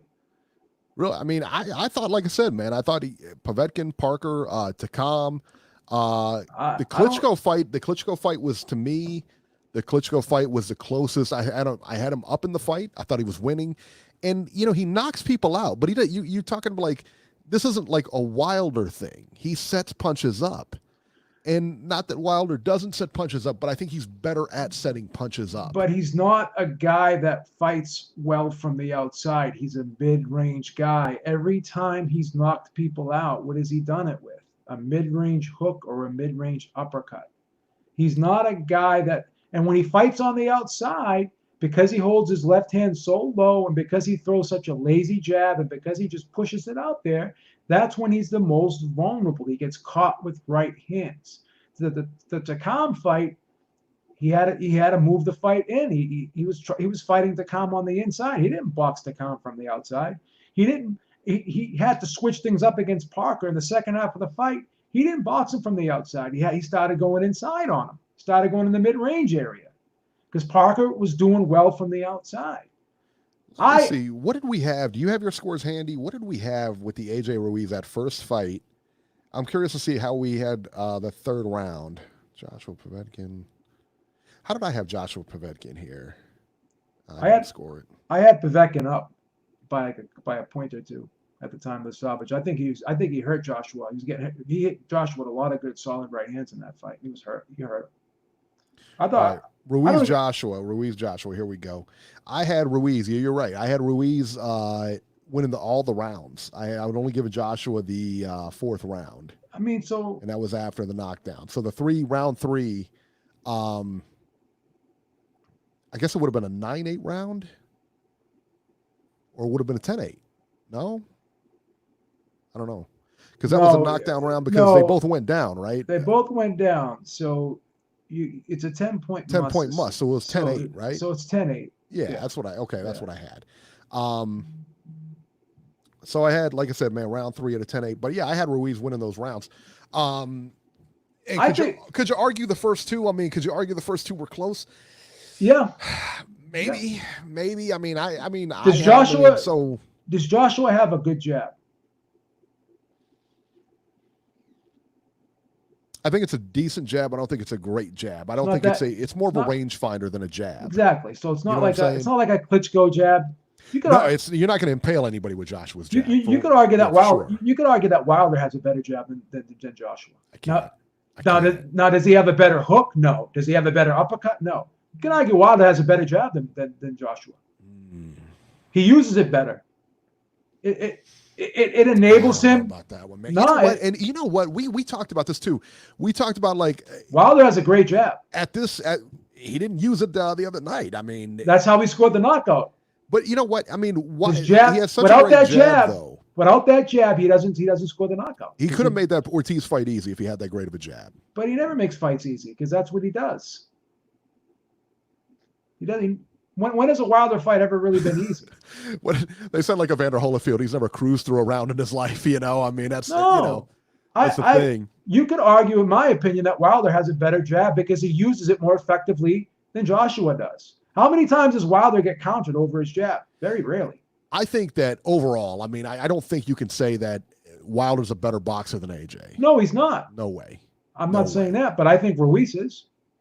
I think Ruiz is a more talented fighter than Joshua in terms of skills. I think we even said this in the first fight. I think you've said it in the first fight. You think that Ruiz probably has better boxing skills, but you thought the big difference was the power.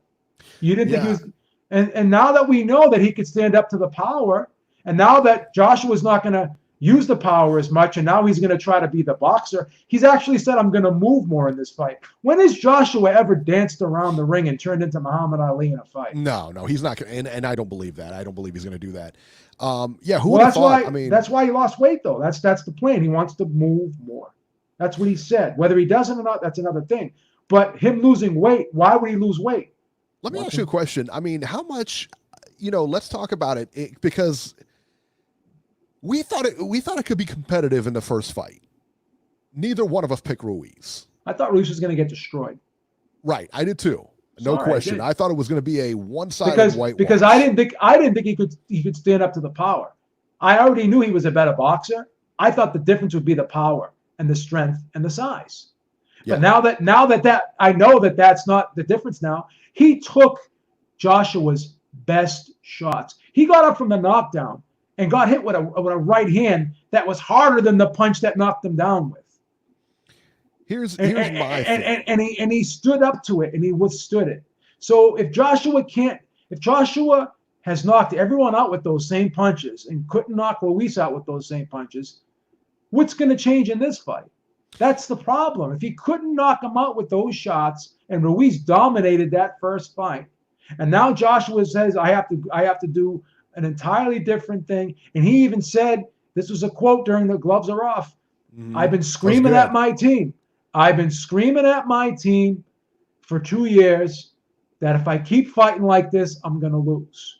So now, after 20-something fights, 22, 23 fights, 30 years old, after winning an Olympic gold medal, after unifying 3 titles, now all of a sudden, he's going to reinvent himself in the biggest fight of his life, just like the video I made. That's like saying, okay, I'm going into the World Series with a brand new glove that I've never broken in.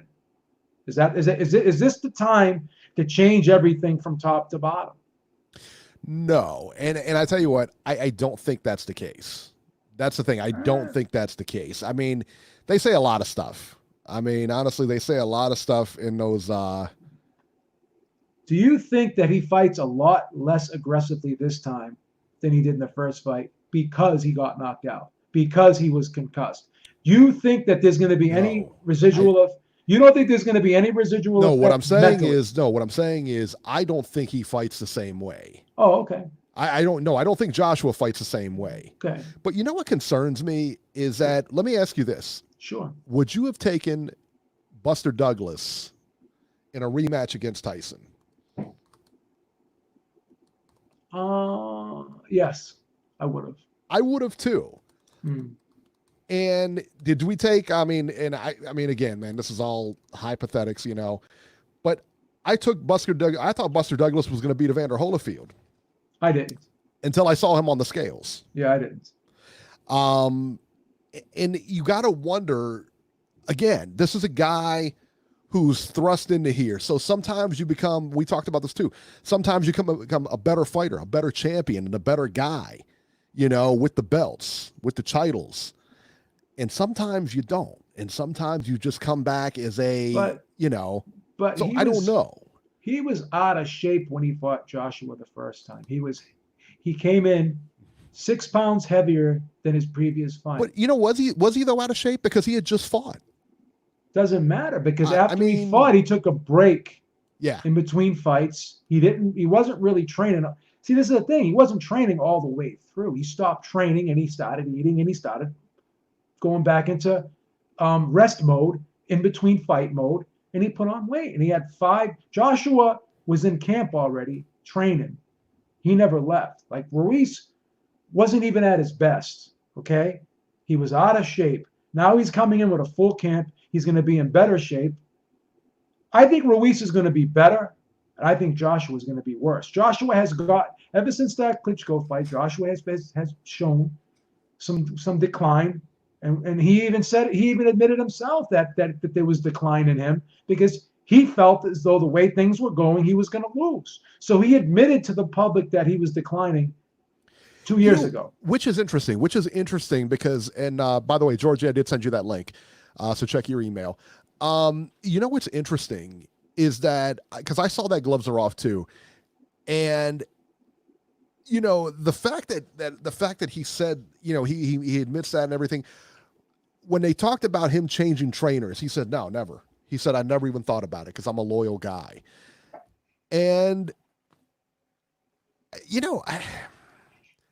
that's an odd thing for me. But then he threw his team under the bus with that statement, no? Well, for sure. Because now what is this team going to do? You know, I mean, again, now you can go back to the drawing board and you can correct some errors because Andy Ruiz is not going to change his game plan because his game plan worked. What he did worked. The only thing he's going to do differently is come in shape. Yeah, he's going to be in better shape. He's going to be in better shape. All right. And he already looks good. I mean, he really does. I think he looks good. He's ripped at 260. He's a ripped 260. That's ripped right. 260. You know, I'll be real curious. And I'll be real curious to see what he weighs in at. I'll bet anyone. I'll bet anyone he does not weigh under 260. Well, you know more about this than most people. I Doesn't mean, weigh- you know more he's about the not weights gonna- and the cutting and everything like And that. I bet you Joshua weighs in. What did he weigh the first fight? He weighed for the first fight. Anthony Joshua weighed 247 pounds. Okay. I bet you Joshua weighs about 239 in this fight. 238, 239. Wow. Okay. So that would be, let me see here. Joshua's going to be about nine pounds lighter. Ruiz is going to be about 6 pounds lighter. You would have to go all the way back to 2014 Exactly. when he fought Dennis Backoff. Exactly. And he weighed in at 236. Okay. The fight after that, of course, he weighed in at 240 against Michael Sprott. 236 and a half. I'm looking. That was the lightest he's ever. No, 229. 229. In his third, looks like his third pro fight. Okay. Was the lightest he's ever weighed. I don't like Anthony Joshua. I'll be honest, man. I don't like him in the 240s and I don't like him in the 250s. Anthony Joshua to me. 247 is his best weight. You think so? Yeah. About 247-ish. You know, he weighed in at 250, 254 against Takam, 250 against Klitschko, 242 against Parker, and 45. Maybe he goes up. I don't know. Because he had good performances against Klitschko and Takam. I mean, he's going to be about 238, 239 for this fight. He doesn't look right to me. He looks sunken in. You had mentioned before, and speaking of like Anthony Joshua not looking right, you had mentioned before that like you don't think he's quite there mentally. No, he's done. You think so? He's done. Because every interview I've heard, and when I watched him on The Gloves Are Off and everything like that, everything I've heard was fine. No, I mean he seemed okay to me. He's an honest person. Did you see his face? How spaced out he looked, and then Ruiz told him right to his face that he quit. Yeah, and then he turns to Johnny Nelson and starts pleading his case to Johnny Nelson. Why not go right back at the guy that told you quit? Like, why wouldn't you confront him with that? Yeah, but that could be a Joshua thing too. I don't. You know, he's like he's honest to a fault in the sense that like a lot of times he'll say stuff, and then you're like, what in the world? I mean, is he really saying it? I mean, he's to me he's an honest guy. He's just like an open book. You know, I don't see anything. But you don't think he has a confidence problem? Have you ever seen anyone in his position that questions himself as much as Joshua does? Openly, no. It's a flaw. You hide that shit. You do. I would. I mean, I don't know. I mean, nobody should know that you're not confident. Nobody should know that. Obviously, everybody has those feelings, but nobody should know those feelings. But if you're telling people that I was thinking about the Wilder fight, there was so much pressure on me with the Wilder fight hanging over my head, and I was thinking about that. Mm-hmm. And when Eddie Hearn says things like he looked like he was relieved when he lost, a weight was lifted off of his shoulders. That's the thing. Yeah, I don't think, and this is just my opinion, and people can say, Beeb, what are you, a psychiatrist? I don't have to be a psychiatrist. If I see someone lying on the ground and their leg is like fucking snapped in two different directions, I don't have to be a doctor to say that guy broke his leg. I don't have to be a psychiatrist because this guy is giving me the information without me having to know, without me having to have an educated mind to figure this out. He's openly telling me, you, Andy Ruiz, and anyone that'll listen that being heavyweight champion was a lot of pressure for him, and possibly it was too much for him to bear. Sure. And it probably is for a lot of people. But once again, you fight that shit. Perfect example. When I use this example all the time, and I'm going to repeat myself just to hammer the point home. You go on a job interview. Is there doubt? Are you nervous? Are you afraid that maybe you're going to fuck the interview up? Maybe in the back of your mind, are you saying to yourself, this guy may not like me. This guy may not hire me. Right. So when you go on the interview, you sit there and say, well, I know that you're thinking possibly I'm not the right guy for this job. Right. I know that there's a great Right. chance that you may not hire me. No, you go in there and you say, you Doesn't kidding matter me? how nervous you are. So everyone's saying Joshua's being honest.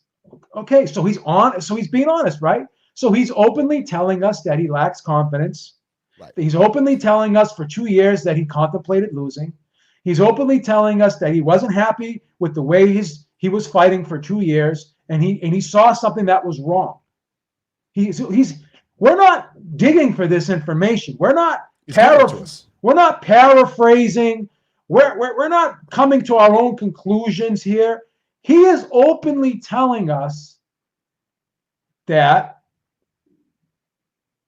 there's a lot of pressure on him, and it got to him. Yeah. He's openly telling us that. I think that there's way too much pressure on him right now because this is it. I mean, if he loses again, where does he go? If he loses again, where does he go? So now he's saying he's going to be working on his movement. Now he's saying he's going to be boxing from the outside. Now he's saying that if I do what I did in the first fight, that I'm going to lose again. But this is what he did in the first fight almost worked in the third round. And it worked against 21 other people. The one guy that was able to take his punch, just like Mike Tyson, once he lost to Buster Douglas, the blueprint was there. Then he lost to Evander Holyfield. Then he lost to Lennox Lewis. So now the blueprint has been exposed. Right. Ruiz has 10 times more confidence going into this fight than he has in the first fight because now he knows I felt this guy's power. I got up from this guy's power, and then he hit me again, and I kept coming. And this is something that's going to go through Joshua's mind. I hit him with everything I had. I hit him with punches no one was ever able to stand up to him. What's this guy do? He gets up and comes back and fights harder, and he hurts me, and I can't recover. So this guy could take my shots, but I was unable to take his. This guy has faster hands than me. Arguably, this guy's got probably faster feet than me. This guy's a better fighter than me, skill-wise, all around. This guy has more experience than me. This guy is a more seasoned fighter. My concern was the Buster Douglas syndrome. I'm not seeing it, though. I'm not seeing any signs of it at all. Now, people want to sit there and say, oh, he's buying things. So what's he supposed to do? What's he supposed to do? Yeah, all the money, what's he supposed to do? Put all the money in a 401k and still live in a shack? Like, what are the expectations? So he buys cars. Floyd Mayweather bought cars. Like everyone. So if we look at AJ's financial records, he's not going to have nice cars. Like AJ doesn't have nice cars. AJ doesn't have a nice house. Right. AJ's not buying his mother things. Like what are we doing here? Are we reaching?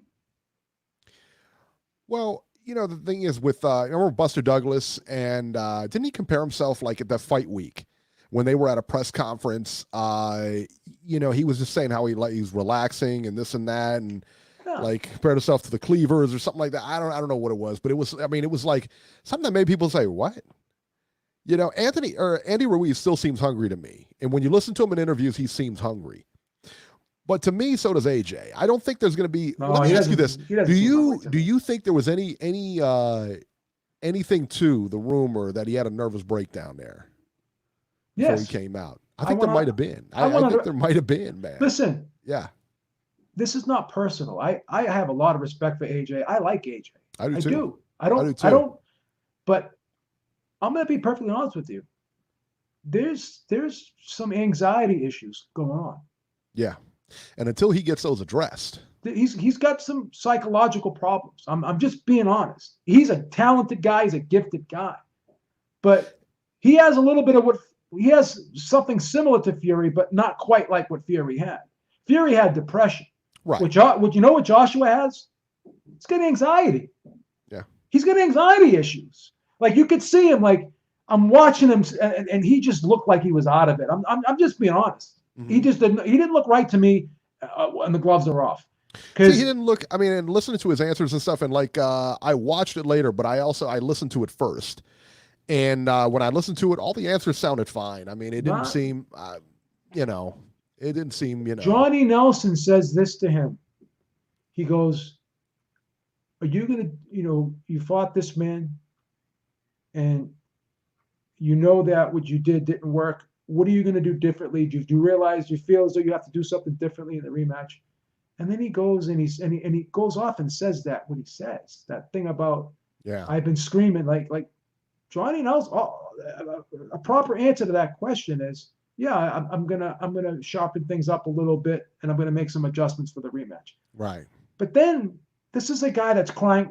The way he answered that question is more or less a guy crying out for help. If you really think about it, he's crying out for help. Basically, he's like, I've been screaming for 2 years. Like it's almost like a catharsis, Eric. He's letting all this out. Like to me, he looked like he was like on a being sitting on a chair being talking to a therapist. I've been screaming for 2 years that if I keep going this way, I'm gonna lose. No one asked you that. Why would you say that? Why volunteer that? Yeah. Why volunteer that? After saying everything's okay. To me, I'm looking at a guy that's very conflicted. Can we agree on that?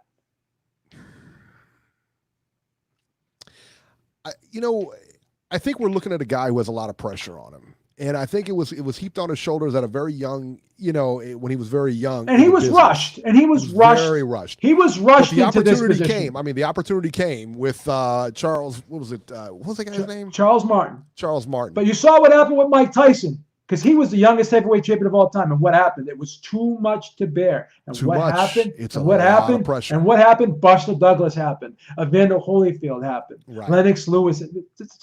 This is. I'm just saying. But you ask yourself. I mean, at one loss, it's almost like we were writing him off. No, but can we agree? And even Mike Montero came on the show and said the same thing. He's seen a steady decline since the Klitschko fight. Yeah. And it came to a culmination in the Ruiz fight. It all came to a head.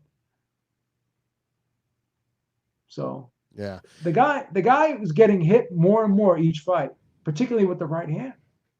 He's very defensively flawed. He's just as defensively flawed as Wilder.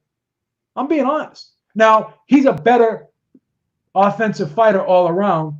For sure, yeah. He's a better combination puncher. He's very powerful with both hands, not just the right. And he puts shots together better than Wilder.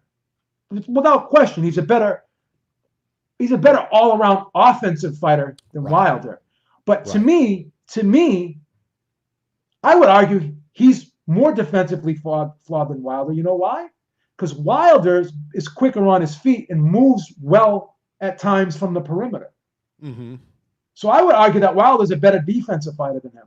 Not by much, but he's more effective at doing what he wants to do. Yeah. And he's got a better chin than AJ. He's more durable. I don't know. I don't. Well, look at the punch Fury hit him with. Fury hit him with a dead right hand. He's not a big puncher, but he's right. I was going to say Fury's not exactly. But he's 270. He's 270 pounds. He's 270 pounds. He hits anybody clean, he's going to hurt him. He's going to get him out. Like he hit him with a perfect right hand. Well, and a left hook. Ortiz hit him with some shots in the first fight. And Wilder took him. He can take some shots because he's a wiry guy. He's a conditioned athlete. Right. But I think it's okay. I think it's okay to say that Joshua can take shots too. Look at the Klitschko fight.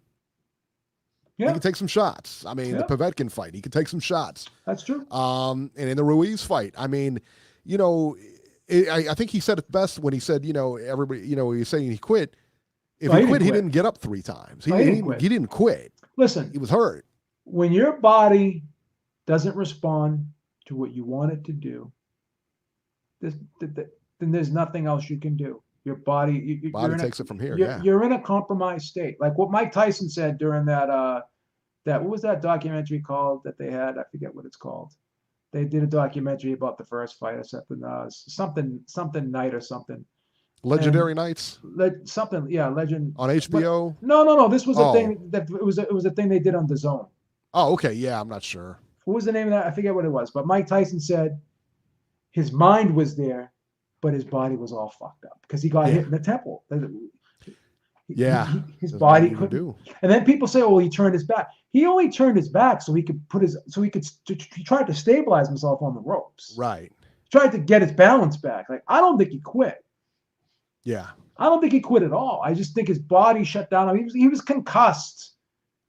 The same way I didn't think Vosdick quit, like in the Better Beef fight. I don't think Joshua quit either. So I don't think he lacks heart, because he wouldn't be a fighter if he did. Right. I think he lacks confidence. That's a different story.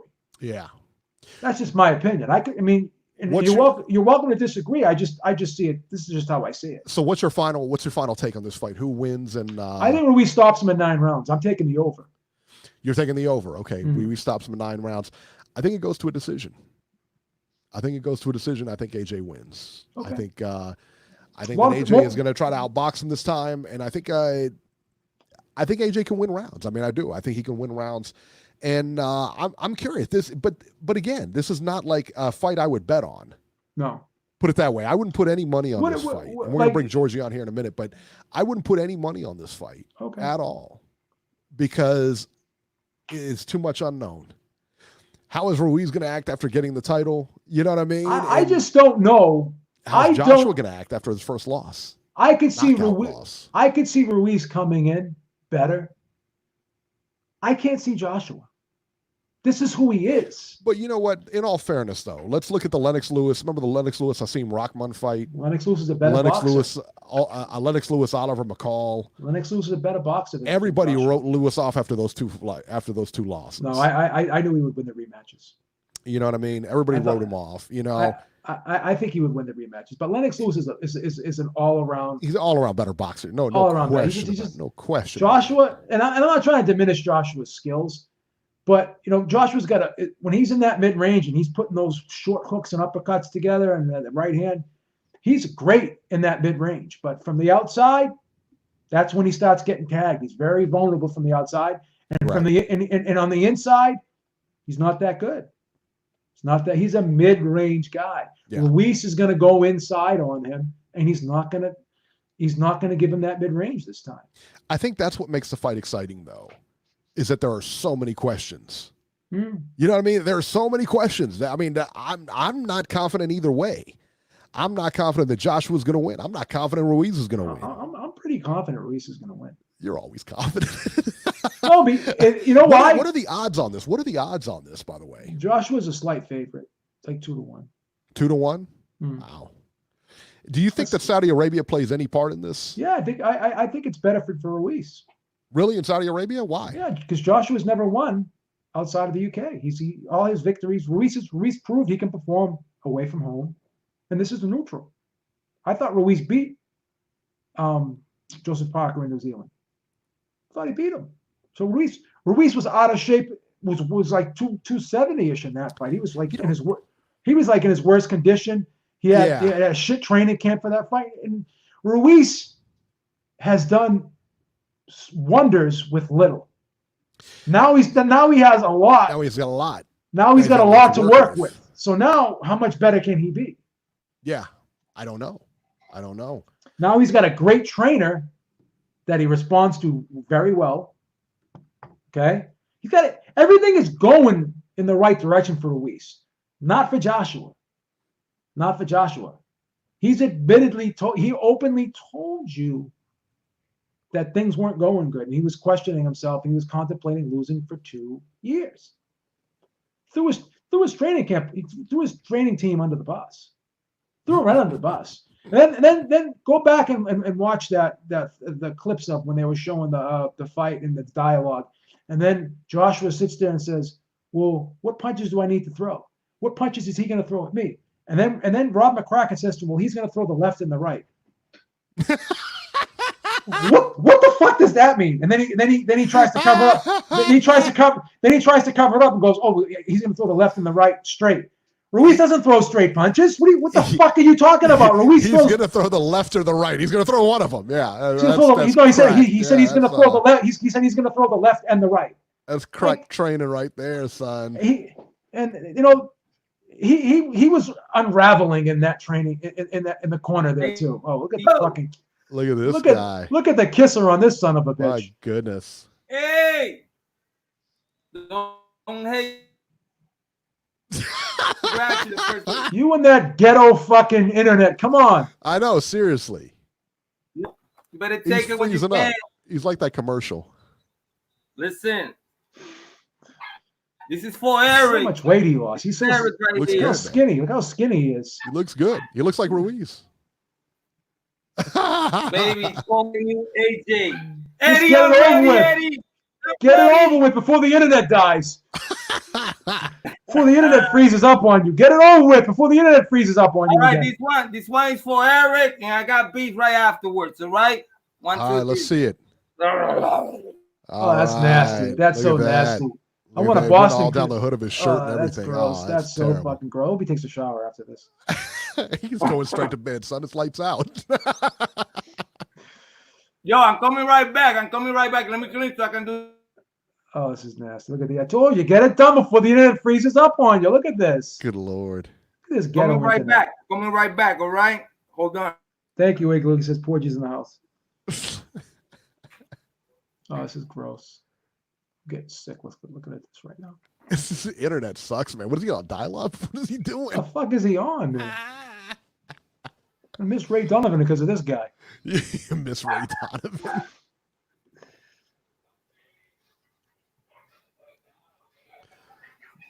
Georgie's in the office there at Rikers.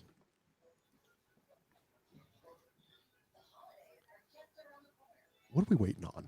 What is he doing? He's holding up our show for this. All right, I'm taking AJ by a decision. Beeb's taking Ruiz in the ninth round. Ruiz in the ninth round. Igloo 2, thank you so much, man. We appreciate it. He likes Porgy in the house. You know, why doesn't he just get the pie and just do them consecutively? I don't understand. Because he's a goofball. The one thing I'm worried about is the population in Great Britain after this fight. Do you know what are you talking about? Do you know why? No. Because a great deal of Joshua fans may be on suicide watch after this fight when Joshua loses. How great would it be, though? I mean, I am genuinely concerned for my UK brethren. Brethren, listen, I like Andy Ruiz, and I'll be pulling for him that night. I really will. I'm going to be cheering for him and everything like that. And we'll do a live cast and we'll do the fight weigh-ins and everything like that. A show on maybe on Friday, do the weigh-ins. And like I said, man, I'll be rooting for him and everything like that. What the fuck is this guy doing? What is he doing, man? Nigga, taking my shit away. Be right back. What do you? We got like 2 seconds. Come on, hurry up. 2 seconds. Come on, you're killing the show here. Yo, hold on. But yeah, man, I'll be cheering for Ruiz and everything. But I think it's going to be exciting because you don't know which way it's going to go. I think that's my thing. You don't know which way it's going to go. I got to check out the latest odds. I can't believe the over/under is so low. 9 rounds? No, it's like 7.5. Is it really? Yeah, it's fucking ridiculous. Wow. Yo, I'm here. Yo, baby. Come on, so you can pie me. All right, here we go. Jesus Christ. Listen, I got somebody here really important. Gonna pie me. Hurry up. Let's go. We're running out of time. Everybody out there talking about Georgie and how he's not inclusive and all that. And I don't like black people. Come on, baby. The internet's gonna cut out. Hurry up. Oh my goodness. Hold on, I can't say who you got there. There we go. Come on, baby. You ready? I count on 3. You gotta hit this side and round my face, okay? There you go. Oh, that's a big pie. 2, 3. Flash. All right. You deserved it, son. What's up with these? What's up with these little market basket mini pies? Yeah, I want the big pies. What's up with these table talks? What's up with the table talks? You do worse than me. So you gotta take it, baby. You gotta take it. He's still Before I go, listen, Ruiz. Oh my God. So Joshua is a minus 210. Andy Ruiz is a plus 175. Wow. The over-under is 7.5. It's a minus 155 for the over. The under is a plus 135. Wow. So Wilder Fury 2 is set for February 22nd. It's been confirmed by ESPN and multiple sources. Given that's the case, Beeb, it makes the winner of this fight even more interesting because if Ruiz wins it, you know where they're going. They're going to get the winner on February 22nd, and that'll be the big one. So interesting. Good stuff, man. Good stuff. And that takes us to the end of the hour, man. That's it. That'll do it for this edition of Ringside Reporter. Now, check this out. So Friday, we're going to try to pull together a weigh-in show on Friday. Yeah, we should do one. Yeah, sometimes things I got a lot of stuff going on, so hopefully we'll be able to do it. Yeah. Weigh-in show on Friday, but on Saturday we're definitely going to do a live cast for the final fight. Yeah, 100%. Yeah, I mean that last one was a blast, man. So we're definitely. I had so much fun doing it. It was awesome, man. I was hoping you'd be able to join me. Yeah, for sure. Yeah, we'll definitely do it. So catch us then on Friday and Saturday for the fight, and I believe the fight's going to go off at what 6 o'clock, somewhere in there. Oh yeah, because it's going to be on the zone. Yeah, and it's going to be like over in Saudi. Saudi. Yeah. Wow. So what time's the card actually start? Like 2 in the afternoon, right? I got to check. Yeah, I got to check. Wow. Igloo was saying 4 p.m. is the start of the main card or the start of the main event. Wow. No, not 4 p.m. The 4 p.m. 4 p.m.'s got to be the. I don't know. Well, I'll check it. We'll check. We'll figure it out. Let me look. I want to look at the zone, man. Like the actual the event, because maybe it'll be on the app. It'll say what time it starts. Right. Schedule. Saturday, September 7th. Oh shit! What? I think he's right. 4 p.m. Is that? I think that's when the main card starts. The main event and undercard starts at 11 a.m. 11 a.m. Yeah. Wow. And the Ruiz Joshua 2 main event the main card starts at 3. So you're right, Eric. The main event will probably go off at 6. Okay, that makes more sense. That makes more sense. So because the main card starts at 3. Yeah, that makes sense. That's how they always are overseas like that. So by the time the main event comes around, it'll probably be no later than 6. Yeah. No earlier than 5:30. Yeah, Reese Mack said they're about 8 hours ahead of us, so there you go. Yeah. So yeah, we'll be catching you probably around between 4 and 6. That's the best we can do. Yeah. Best we can do right now, between 4 and 6. So there you go. As always, you can catch Joe Habib on Twitter. You can look on the screen, see at JHabib1. And you can catch me on Twitter at Ringside73. You find our YouTube channel at RingsideReporterLive.com. I'm at Ringside73, and we will catch you next week.